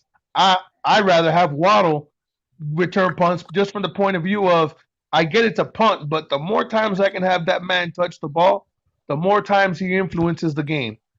If I can give Jalen Waddle 4 punt returns a game, I'm going to give it to him. He's too electric. Omar That's Kelly, my Travis Wingfield, Kirk Merritt train. All with the Kirk Merritt tweets. Yeah, I don't understand what Jakeem Grant. I don't get what Jakeem Grant's going to do for $4 million. I'm not going to pay him that amount of money just to catch punts. I mean, we're paying him $4 million to catch punts and do every 2 games he does a receiver end around. I mean, but really? You got to look at how he's always constantly flipping in terms of field position. You know what I mean? He does have a lot. He does have crazy value to this team, bro. And until the offense really steps up and prove that they can be consistent, you're going to need to rely on your defense and special teams again, especially early on, bro. So you want to get rid of and cut bait with, and I get with me, it's the salary is what is so frustrating with me in terms of Jakeem Grant. Because I told you, if you have an athlete like Grant as your 4th, 5th, or 6th wide receiver, that's a good problem to have, bro. Let me just interrupt. Eric Rose in press is a treat to watch. He just carried his jam for a solid 3 seconds, and the pass wasn't even close to a completion. Intended target didn't even get his hands up. Yes, sir. But I wonder who that was on. Was that on Kyle Pitts? That'd be interesting to know. I think they would have said Kyle Pitts. No, that wasn't on Kyle Pitts, man. If that was, that would be great. If that was, he should be doing it all season against Kelsey and against Waller, and that wasn't Kyle Pitts. But I mean, Reed Sinnett just threw a perfect back shoulder throw to Jakeem Grant, but Grant failed to make the catch. No, sounds familiar. New. Sounds familiar, guys. I get it. I'm frustrated too. No, I get he adds I get he adds value in him, but if you tell me that I can cut bait with $4 million and give those return duties to Jalen Waddle, just punt return, not kick return. I'm telling you now, if they put Waddle back there in a primary role as a punt or kick returner, and that dude gets hurt, because you didn't draft him to be a damn kick returner. You draft him to be you invested 2 first-round picks to be a alpha, true number 1 wide receiver. That's what you did. Lynn Bowden has a nice move to create space, but he can't finish the catch on Avery Williams. I agree with you, I Come agree on, with you. man. I agree with you, but I think in the same sense where they say they drafted Noah 2 years too early. Chris I think Daughtry said, the "Is it the pick player or the O-line coach?" You can't tell me they were all bad. they were. I think that they drafted Waddle as a luxury pick because we got lucky that Wilson came back to the squad. So if Wilson is gonna be if Waddle's gonna be fourth on the depth chart and he's gonna be switching time with Albert Wilson, then I don't see why they wouldn't give Waddle the punt return duties. Now if Waddle's All gonna be right. full time, I All understand, right. but Fal- I'm gonna give Waddle Falcons, every Falcons chance, bro. DB, Falcons DB scoring some wins in the one-on-ones on the field. Jawan Green gets top of the X for a long touchdown grab. Top of who? Damn, X. Jawan Are you serious? gets top of X, yeah. So Jawan Green is, I guess, wide receiver or receiver for Atlanta. I guess. Sounds like X a little rusty there, man. Yeah, and you Come didn't want to on. play him for the rest of the preseason. He got to play some. I That was mean, a I don't know. No, but Woo! see, Y'all ain't ready for yeah. Hey, if y'all want to see what I'm about to show y'all right now, y'all better go ahead and hit that damn like button. Hit I the already like did, button. man. I could unhit it and re-hit it. I need y'all to hit that like button. Watch this. Watch. What did Tua do? this. What did Tua do? joy. This is Jalen Waddle. What did Tua do? That was nasty. That was nasty. Who's that? Jalen Jalen Waddle. Waddle. Broke the boy's ankles. Broke the boy's ankles. Oh my! Yeah, he's been breaking ankles since Saturday. Look at that. Oh, Excuse me. love it. yeah, he is Waddle is something else, bro. He is. That guy's the truth, bro. I'm telling y'all right now. I think he's going to be like a change, like one of those franchise changers. Yeah, he better be. We got to better find be. we got to pray that one of these offensive coordinators not getting involved. Considering the price we paid for him, he better be. Yeah, because he's going to be compared to Penei Sewell for the rest of his career. Not really though, Big John. I just think that. Yeah, he is. Yeah, he is. They're both first round picks because they're going to tell you pick Jalen Waddle, but there's always going to be that debate: should we have gone for Jalen Waddle or should we have gone for Penei Sewell?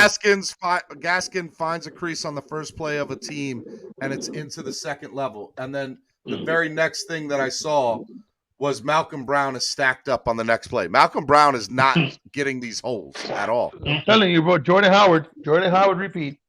Well, to be honest, man, the pass protection against the Bears, who had a good front, looked decent. So my disappointment would come from Tua not having enough time to get Waddle the ball in occasions where he's in position to score. That's going to be a disappointment. Van Ginkel closes the backside for a big collision and a run stop at the line. Go ahead, Estefan. My boy. I'm done. I don't think there's going to be an issue, Estefan, as far as pass protection. When the big three are on the field, I think it's going to it showed itself more in the Chicago game. Not only because they have a good front seven, but because of the fact that they didn't really have to double cover anybody besides Waddle. And the only reason why Gesicki got that 50-yard pass was because they had to double cover Waddle. And if you saw, when he got one-on-one down the middle of the field, Tua hit him, and the safety hit him 50 yards downfield. He's the one to push him out of bounds. But if you got Fuller out there with Waddle and you got Fuller, Waddle, and DVP and Gesicki, you can't double team everybody, bro. They're going to have to play cover two or some semblance of it. 11-on-11 work with a run, okay? Miami's got a lot longer than Atlanta's. Dolphins, Myles Gaskin bursting up the right side. On the other field, Kyle Pitts gets free over the middle, and Matt Ryan found him easily. Yeah. It's the problem. He's gonna be the problem, bro. There's no doubt about that. He's gonna be a problem. I've been calling that guy Unicron from day one before he got drafted. If Calvin Johnson is Megatron, he's Unicron, dude. 83 and a third-inch wingspan. Gaskin gets a crease between Hunt and Davis and Burrows ahead for a gain of 4 or 5 yards. I'm telling you, if my running back gets 4 or 5 yards a carry throughout the season, we're going to be fine. We're going to be fine. Yeah, and I told you that's most likely going to be when they have to play cover 2 and make one man miss. I've been saying that from the beginning. All you got to do is make one guy miss. Let's see what they can do when they only have to make one linebacker miss, because they're not going to be going up against 8-man boxes this year. It's not going to happen. Unless somebody gets brave and Tua can audible and just hit Fuller or Waddle one-on-one, they're not going to do that. They're not crazy. Great. Omar Kelly said Grady Jarrett just whipped Robert Hunt for a tackle in the backfield of Ahmed. So that would have been a sack. Or no, he said Ahmed. All right, so it was a handoff. Liam Eichenberg back at left guard with the starters. I know. I just saw that. I'm trying to pull it back up. Didn't they say he was playing right tackle this morning? They just said they moved him to left guard for a little bit. Oh, okay.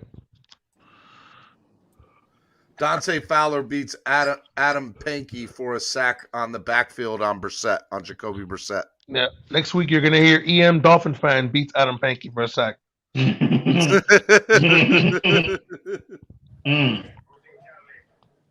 Well, it's getting good over here, guys. The tweets are starting to come in. I like it. He's got a good last name, but he's got a good last name. Unfortunately, he ain't pancaking nobody. But you know, I'm not seeing any tweets about Tua, bro. I'm just seeing Brissett tweets. Don't do that. Where's Tua at?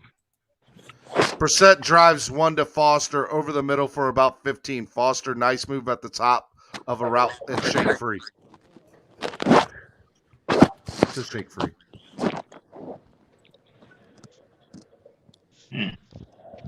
What do you guys think so far of some of these tweets, man? What are you guys hearing? Offensive line still. Never mind. I'm not even gonna do that. I'm gonna stay positive. Steven, it's there, bro. Patrick Lard wins the edge on an outside run, picked up a handful. The eyesore is there. We all know it's the offensive line. Let's see what they do, but I wouldn't stand pat. I would try to sign Schwartz if I could, and see what happens. Safid Dean, Gesicki catches a short pass by the sideline with one hand. He's going to have to catch one of those during a primetime games to raise his name nationally. He has to be Miami's most reliable offensive player if the Dolphins have a shot in the AFC East this year. He should be. If everybody else is going to get double teamed, he should be. Gesicki should have 900 yards and 10 touchdowns if they're going to double team everybody else. Yeah, but again, guys, you have to remember, number one, and we can even go to Sunday, Gesicki was playing from the slot. If all of our offensive wide receivers, and by the way, there's 5 wide receivers out today, he's never going to play from the slot in this offense with all those wide receivers. That's all right. He's going to have to play in line. He's going to have to. He played in line, and you see that a linebacker I don't think Schwartz is an option, Big John. Yeah, he's got a spine injuries. I think the only guy that he had you're going to say somebody's Wagner, bro. Solomon Kinley and Matt Skura open up a lane for Gerard Dokes, and he's into the second level for a gain of 7 to 8. That's what's up. His thing is he had surgery in February, so they got to see how he is now. But that's good to hear from Skura. We're hearing, some positivity surrounding him because we heard nothing early on, OTAs and first part of training camp with him. I was getting a little worried. Some of y'all might know this for those hip hop fans, but I think this is funny from Omar Kelly. We playing Bobby Smurda at practice, and the crowd yells, "Get up out my trap house!" Oh, that's great. I need somebody to have that recorded. Let me ask y'all a question. Has Skura ever played another position besides center? I think he's played some guard at Baltimore. All right, by the way, so you remember about 5 to 10 minutes ago, I showed the tweet that Eric Rowe got beat by Kyle Pitts? Atlanta just posted the video. You ready? Okay. No, nothing surprises me, bro. That's Unicron. That guy's a beast. Oh, my. Turn it off. Yeah, no. Turn it off. Enemy looks good. Oh, You guys, I made a comparison, and my Richmond Webb even actually replied to me on Twitter. I said throwing the football at Kyle Pitts is like trying to throw a football at a billboard. You can't miss a completion when you throw a football at a billboard. The guy has 83 and a third inch wingspan, dude. Think about that. You can literally get Bam Adebayo, turn him sideways, okay, and he doesn't reach the arm width of Kyle Pitts. It's One-on-ones. retarded, dude. Dieter has a great rep with Tyler Davidson. Didn't even give an inch. That's what I'm talking. And Okay, Dieter, O-line. Yeah, keep announcing that. come on, Dieter. That's my dude, bro. I'm about to hit all the offensive linemen up except for Jackson on Twitter. If Dieter can step up this year, and be a long-term solution at center, man, I'm telling you. Well, that's a major win for us going If you're into next liking the offseason. content right now and you guys are liking all these live tweets coming in, please hit that like button. Help the channel grow. So let me ask you a question. If we're going to put the best 5 offensive linemen out there, let's just say Skura is one of them. Where would you play him? I'm not sure. Oh, well, before somebody answers that, now Hunt does the same in the one-on-ones, took the guy to the ground, didn't see a number. Eichenberg follows up with a nice rep. So that's what? That's Dieter, Hunt, and Eichenberg all winning their one-on-ones. Yeah, but I told you this, Steven. I told you that their defensive line ain't nothing to. They're not Chicago, man. I just don't want everybody to get Marty over. Woodley I don't want said, everybody. Damn, I don't want Cone was everybody gonna to go die. crazy. I want to say this. Go ahead. I haven't been watching Doug's or TD lately because I get my session in here with you guys. Y'all have a good day. I want to say this is my favorite Finch channel. Marty, still check out my two guys, but I appreciate the love, Marty. I appreciate the love. Go check out TD and Doug, though. Those are my boys. TD's a little anti-Tua, but it's okay. But You gotta like watch I it. said, he coming gotta watch the around. recent He show. coming around. You gotta watch. yeah, I the know. All of recent a sudden now people got mad at him for him being him supporting Tua. I mean, Jesus Christ, guys. If he doesn't support Tua, we chew TD out. Then when he supports Tua, we chew him out again. Jesus Christ, he can't win, dude. There we go. He 7 can't on win. 7. Giuseppe just pulled down an Odell Beckham type catch on a rifle throw from Tua. That's what I'm talking I'm about. about to say wait for Shaquem Grant. 7 and 11. Yeah. I'll go. Shaquem Grant, that's So- my boy right there. Or Shaquem So back to my Griffin. question. Shaquem Griffin. So back to my question. If Skura is one of the top 5 linemen on the team, let's say he does play, where do we play him? At guard? Center, and you move Dieter to guard if Dieter's top 5. Dieter's outperforming him at center. No, you leave Dieter at center.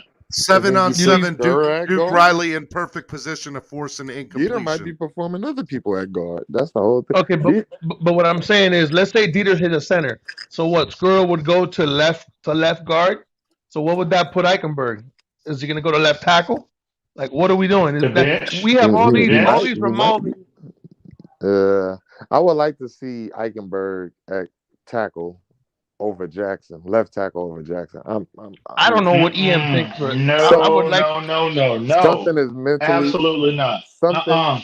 I'm telling you, he might be blind in his left eye or something, but he cannot get out on speed. Like, he does not touch them. He completely whiffs. Brissett, nice shot over one defender, under another, down the middle to Kirk Merritt. Hey, EM. I have a question, baby. Hey, EM, I got a question for you. Would you, considering the fact that it seems like Austin Jackson is just mentally dysfunctional, and he steps to his right side instead of his left side? Hang on. Again, you got to consider Austin Jackson. Listen, Nick Needham with the interception in a 7 on 7. Oh, what? The superstar. Give it to him, Needham, baby. Give it to him. Nick, Tell me what you're saying. Right there. I didn't finish what I was saying, but go ahead. Go ahead. Man, I lost my train of thought, bro. Hang on. Okay, I'll repeat it. I'll repeat it for you if you want. Go ahead. What I was saying by he's mentally dysfunctional, it means whenever the ball snapped, instead of playing like he's playing left tackle, his steps are as if he's a right tackle. He doesn't step outward; he steps inward. So my question is, as much as I don't want to see him play right tackle, he did play some in high school. if you put him on the right side and he continues with his regular progression of steps that he normally does, he's playing like a right tackle at a left tackle position. Like that's the way he.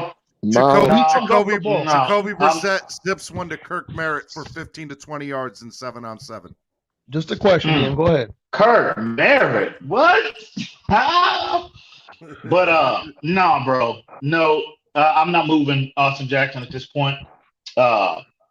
He's got too much upside. He's too athletic. I'm not moving him now, bro. You really want to see? Bro, think about this for a minute.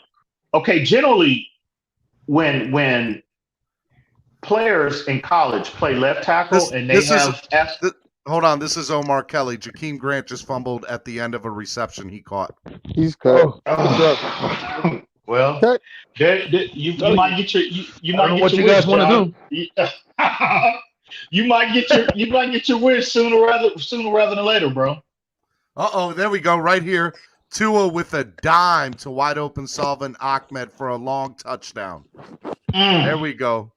There we go. Bro, and you had folks calling talking about Ahmed is gonna get cut. Stop. No way. That dude ain't going nowhere. Talking about he ain't gonna make the team. If you're liking what you're seeing right now, please hit that like button. Let's go. Got good stuff going on this morning here. 45 yards, bro. Bomb. Who got that? Oh, yeah. Omar said Ahmed is a problem for linebackers in coverage. Tua throws a beautiful deep ball for 45 yards to Salvin Ahmed, who had separation from the defender. Mm-hmm. Like it. I have a feeling we're going to see a lot of deep balls this year from Tua. Oh, for sure. We should. We have the speed for it, finally. So what were you saying, Ian? That I might get my wish? Why? Yeah, you might get your wish sooner rather than later. He's fumbling and dropping passes, bro. That's the quickest way to get cut. But that's what he's been doing since he got here, man. I understand. When Jakeem Grant first got picked, first of all, he was a draft pick of Stephen Ross. If anybody remembers the draft, Stephen Ross was like, "Yo, I like Jakeem Grant. I want him on the team," and they gave him the pick. He drafted him. Fine. He's been fumbling. He hasn't caught passes. The main thing of a wide receiver, guys, is to catch the football. That's like you want an offensive lineman, but he can't really block. You know, he doesn't block, but he's big, so we're gonna keep him. No, even better rep from Tua this time, working through his reads.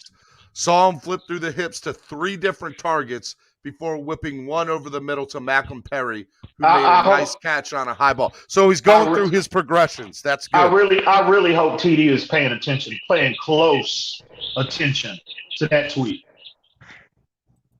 Why? He says Tua is a one. He knows why. He knows why. I'm not gonna elaborate, but he knows what I'm talking about. So I hope TD, hopefully, if he's listening, pay real close to that tweet, my friend. Well, I mean, I don't know what you were talking about, but I know football, and everybody's been saying Tua only goes to his first read, and that's not true. Mm. Tua just throws to the open guy. Now, when you're playing at Alabama and your first option on a place open, you're gonna throw him the ball. So that whole thing of him not reading defenses and going through his progressions, that to me doesn't make any sense. I've never held water with Trevon LeBlanc picked off Franks on 7-on-7 diving catch. Getting some interceptions in here today. Like it. Some dude said tweet that he added Omar. He said, Omar Kelly, our O-line is getting dominated. And Omar said, nothing new, bro. Been told you.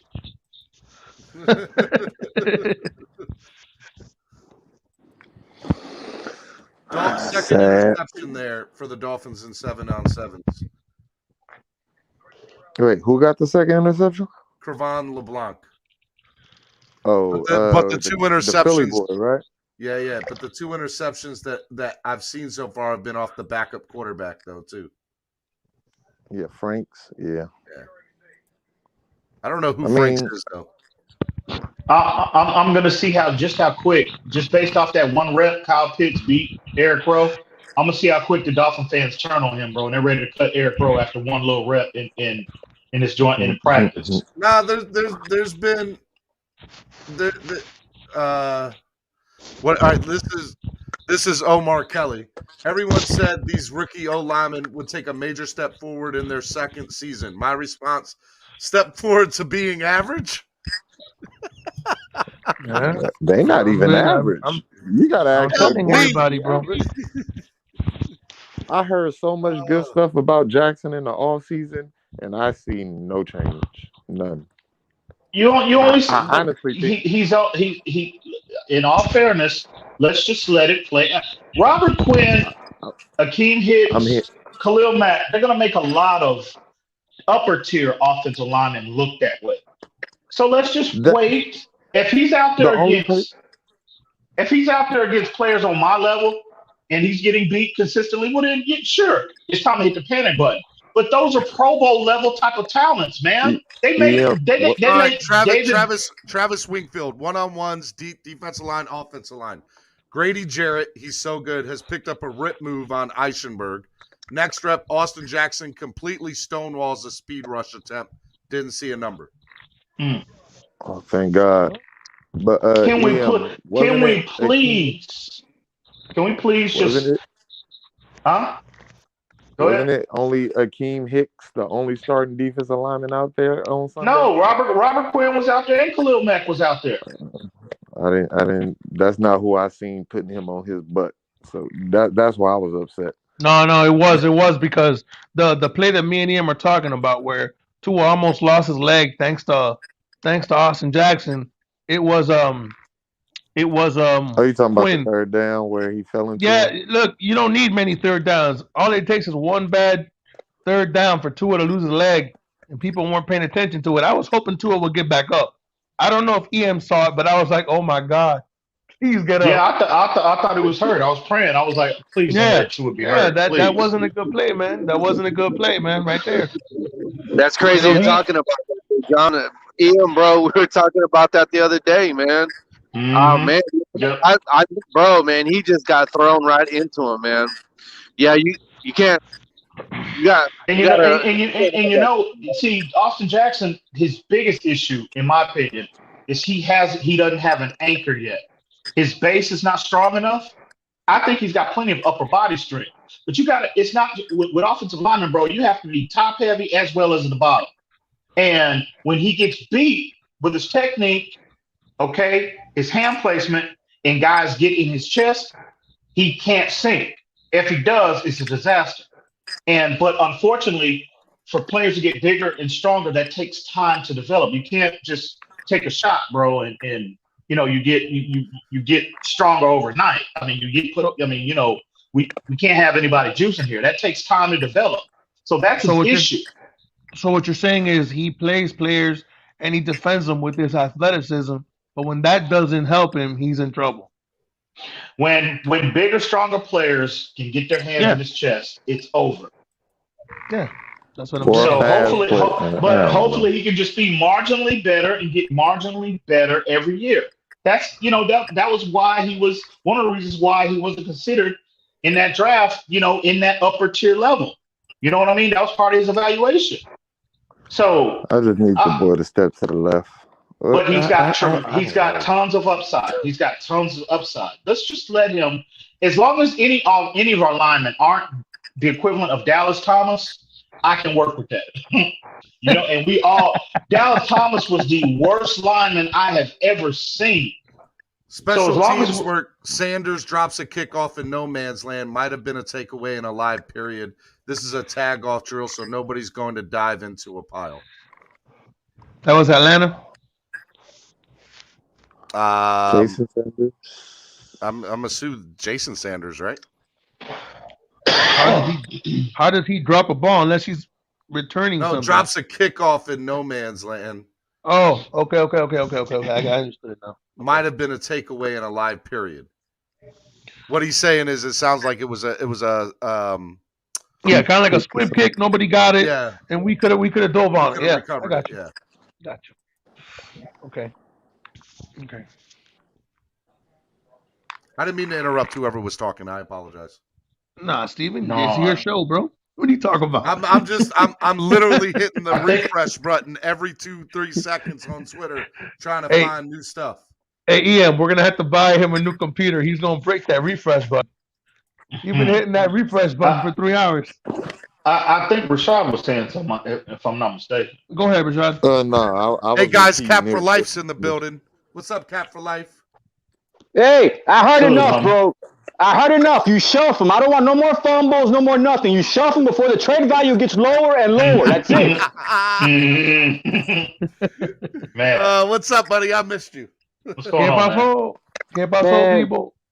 man, just no, man. I'm on board with you guys, man. It's one thing to see Needham get better and get the credit that he deserves, but I mean, man, if we're gonna compare Waddle to anybody, I mean, I think we were comparing him to that guy, right? To the tight end from Atlanta now, right? No, Yeah, you we're can say talking that. about you. Well, I've always thought when it was coming to the draft, we were always comparing one to the other. Well, yeah, until they traded back. But when they traded back, it was either you're gonna get an Alabama receiver, you're gonna get Jamar Chase, which thank God we didn't, or you're gonna get Penei Sewell. Unfortunately, because of the draft positioning, you're gonna compare Waddle to Sewell for the rest of his career, whether or not they have the same position. It's just about the value. I think they did the right thing by taking Waddle, but everybody likes Penei Sewell. The only reason why I wanted Waddle is because I thought we were going to take Tevin Jenkins or one of these other offensive linemen, and I did not want Eichenberg, but that's what they did. I thought they were going to take Tevin Jenkins or who's that guy from Texas, EM? Cosme? I thought we were going to take him. We didn't take him either. So I was surprised by the Jalen Phillips pick. I thought we were going to go back to back offensive lineman and then get a running back because that was our biggest position of need last year. Our position of need last year wasn't safety. He wasn't great, but he wasn't the reason we got destroyed. You know, we did not have an offensive line last year, so I figured we were going to go back to back offensive lineman. But the Waddle pick, I was never a problem with. Look, I mean, we all said this before the draft even started. We wanted position of need players to start on this team to help us win now. I mean, if you're looking at the situation now with Sewell, fine, granted, he's on a team that might not do well, but, you know, they're solidifying their offensive line right off the bat. Why we don't do that and why we go bargain hunting all the damn time is what irks me the most. I mean, if you want to solve the problem with youth that can be homegrown. I mean, if you're homegrown in Dieter, you're homegrown in Baker, and you're homegrown in AVG, what the hell is the problem with grabbing more consistent linemen in the first round instead of opposed to drafting and trying to trade up in the fourth? And now you're trying to figure out, granted, you have to switch positions throughout preseason, but now you're trying to figure out where the hell Eichenberg belongs? Sanders is putting in punt type of paying time on these kickoffs. Travis. What I don't get is I understand the coaching staff or Flores wants all these interchangeable players, but the offensive line, man, you don't want your offensive line all over. You might want one, maybe two interchangeable offensive linemen. You don't want everybody on the offensive line except for Jackson. Yeah, man, it's one thing to be versatile on the defense and brag about being a hybrid defense, but why the hell can't you do that with the O-line and you know it's a problem? Like, come on, man. Dude, I said it earlier like before I said, you came on. I'm not trying to be premature. I'm not trying to be premature. I know I am not trying to be premature. But ever since me and Reason were talking about drafting Sewell in the beginning of 8 months ago, now all of a sudden it's like you're seeing the concern now? I mean, we've seen that already months ago. What the hell? Well, but at the end of the day, it wasn't only about drafting Sewell. It was about not drafting Sewell. You drafted Waddle, fine. That's one offensive lineman. They passed on like 7. They literally could have. they passed on. Look, to be honest, I wouldn't have even been mad if they would have passed on Jalen Phillips. I love Jalen Phillips, but if you pass on Jalen Phillips and you take Cosme, I'm good with that. I'm not offended at that.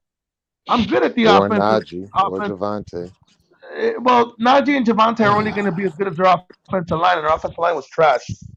But what I'm saying is, like to me, Najee Harris isn't going to he can't do anything if you can't block for him. You know, if you're not going to block for him, he's going to get 2 yards to carry too. So that's it's not like now. Tua with the coverage sack on the 11-on-11. Something broke down, so there's a sack on Tua right there. Yeah, man. Yeah. There you go. To me, they should have just they should have gone back to back offensive linemen. They had there was 9 offensive linemen. There was 2 centers out there. I mean, in the 5th round, they took Carter Long instead of taking the Here we Quinn go, Minor. right here. Eric Rowe with a nice breakup on pass to Kyle Pitts. Let's go, Eric Rowe. Yeah. Really, that's what I was gonna say, man. Really, though, to be honest with you, in hindsight, and the move to make was a Tristan Wirfs move. They should have ponied up whatever price tag Tampa Bay was asking for. I'm sorry, the 49ers were asking for. That was the move to make in hindsight. Believe it or not, we actually paid more. A lot of credit for that. Yeah, we paid more for Eichenberg than we would have paid to get Wirfs. Yeah, exactly. I know. That was the move to make. I mean, if you wanted to get aggressive, I mean, we were also talking about the center from New Orleans that went to San Diego or to freaking. I mean, we were talking about being aggressive. New Orleans. If you're talking about being aggressive, right? You're trying to go after that center. It didn't work. I mean, I love the aggressiveness as far as with everything else on the defense. Like I said, Eric Rowe might swift, but the defense will pick up the slack for Eric Rowe. I mean, I'm not worried about Eric Rowe. But damn it, man, if one of these tight ends get hurt, knowing that we run the RPO based on one of those tight ends helping us block, then what the hell do we do? I like this. This could be a good nickname for Eric Rowe, Death Row. I like it. I like that. Yes, sir. Yes, Death sir. Row. I like that too. Woo! I like that. Death Row. It better be some highlight hit sticks in his highlight tape. Death Row. Love that. Hey, shout out to your boy Pete, man. Your boy's Pete birthday today. Shout out to your boy. Oh, shout out to Pete, baby. What's up, Pete? Man. Happy birthday. Happy birthday. Enjoy your day, bro. Tua drills one over the middle to Gesicki. Don't worry, Pete. A nice catch and run Well, before first contact around 12 or so yards. Happy birthday, Pete. We'll wait for them crazy takes tomorrow. Yeah. And Pete and equals every day clicks, in the man. future. I'll tell you. Yeah. That guy had the audacity to say Jalen Waddle's a bust. Tua with a nice slant to Gesicki. That's another Miami Dolphins. Nobody. First down. Thank you. I want touchdown. Not first down. I want touchdown. That's another Miami Dolphins first down. I do that in my house with my kids. I love it all the time. You're supposed to get the hooah. Always do the Jarvis Landry celebration every first down. We talk about throwing to a spot with Tua. Matt Ryan has been doing that for a long time. Just threw one under pressure before the receiver even made a break. Ball meets him right on time.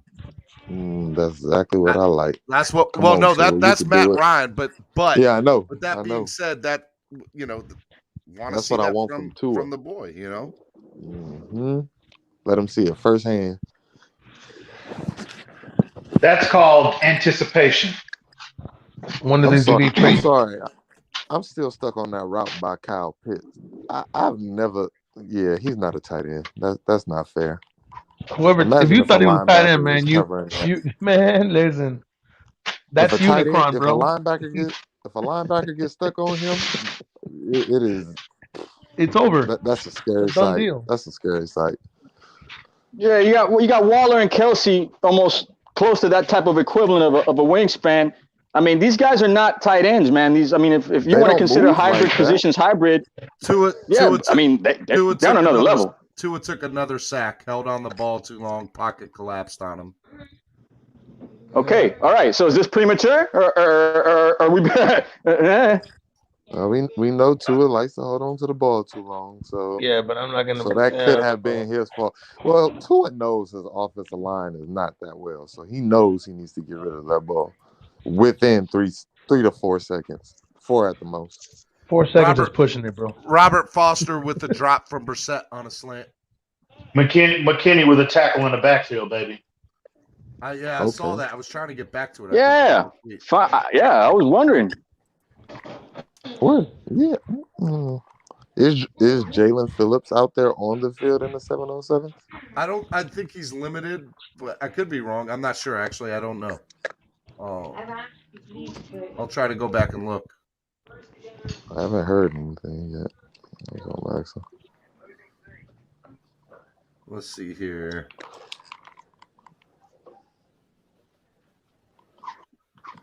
Guys, if you like what you're seeing right now, please hit that like button. Doesn't cost anything to hit that like button. Share it. Make sure if you have a question, put it in the chat. Hashtag Dolphin Chat. DOLFAN Chat. All one word.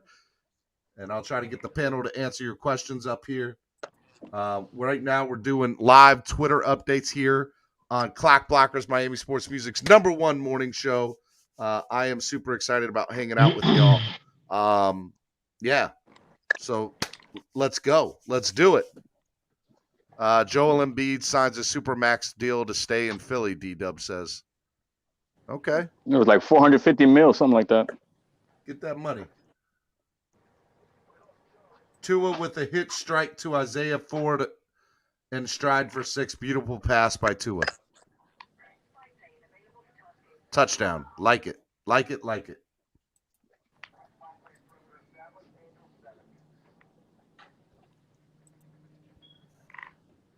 All right, guys.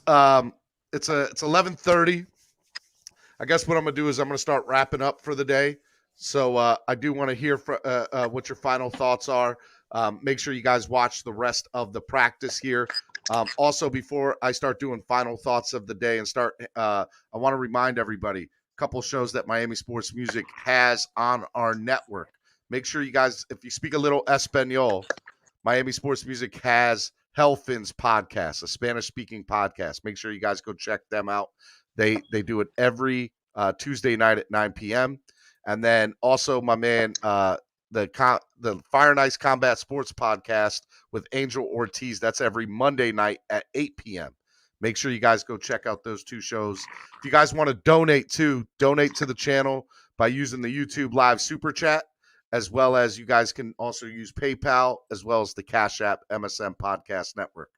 All right, guys.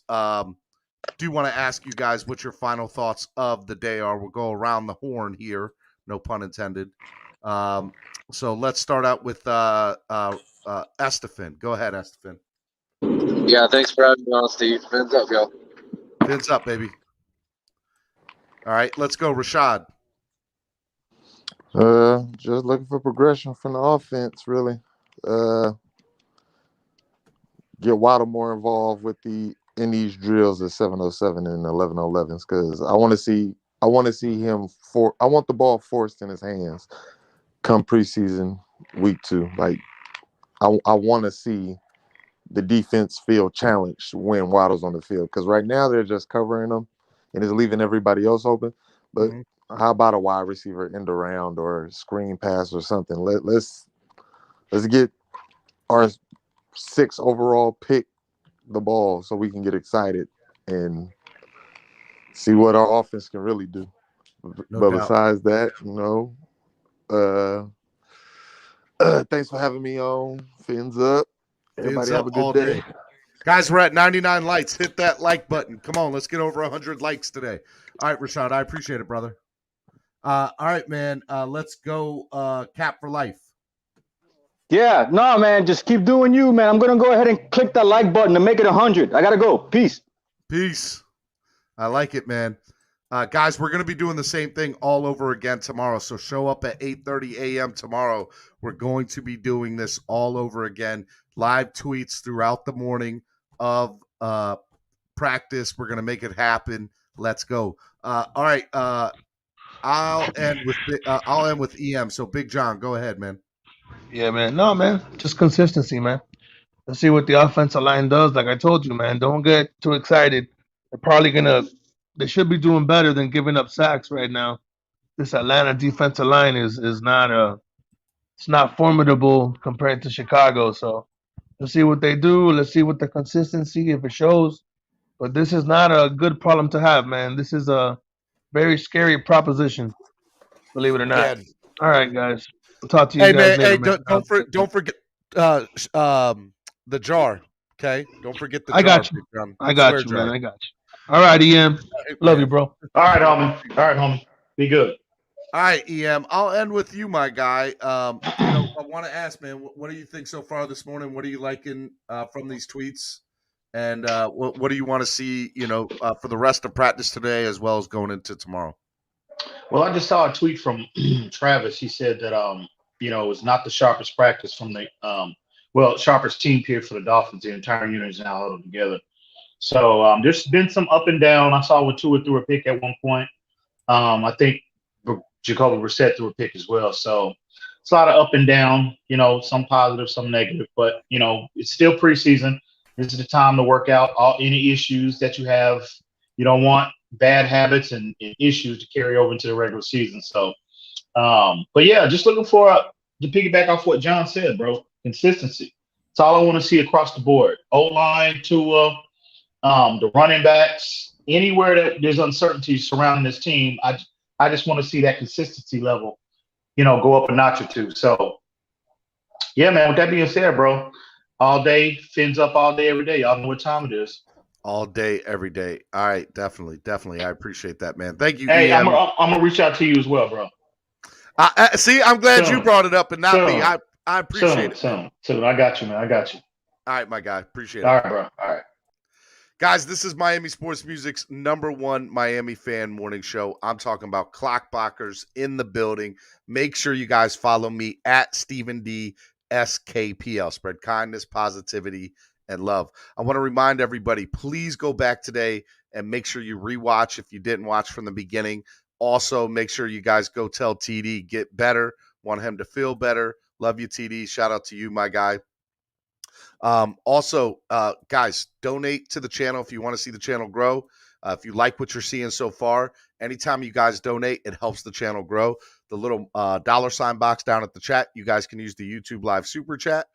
You guys can use the PayPal, MSM Podcast Network, or you guys can use the Cash App, $MSM Podcast Network. I appreciate everybody today. We got over 100 likes today because of you guys. Y'all are the best. Stetson said, great show today. No doubt. Finsanity was in the chat box all morning. Thank you, Finsanity, for being part of the show in the chat. Samuel Rosa. What? I don't like to hear that. Ennis, are you messing with me or did that really happen? I want to see real quick if that really happened or not. So I'm going to look for it here real quick. Jakeem Grant. Did Jakeem Grant really get hurt? I'm going to look. Don't be messing with me, Ennis. Big John said jar paid. I don't see anything in here about Jakeem Grant.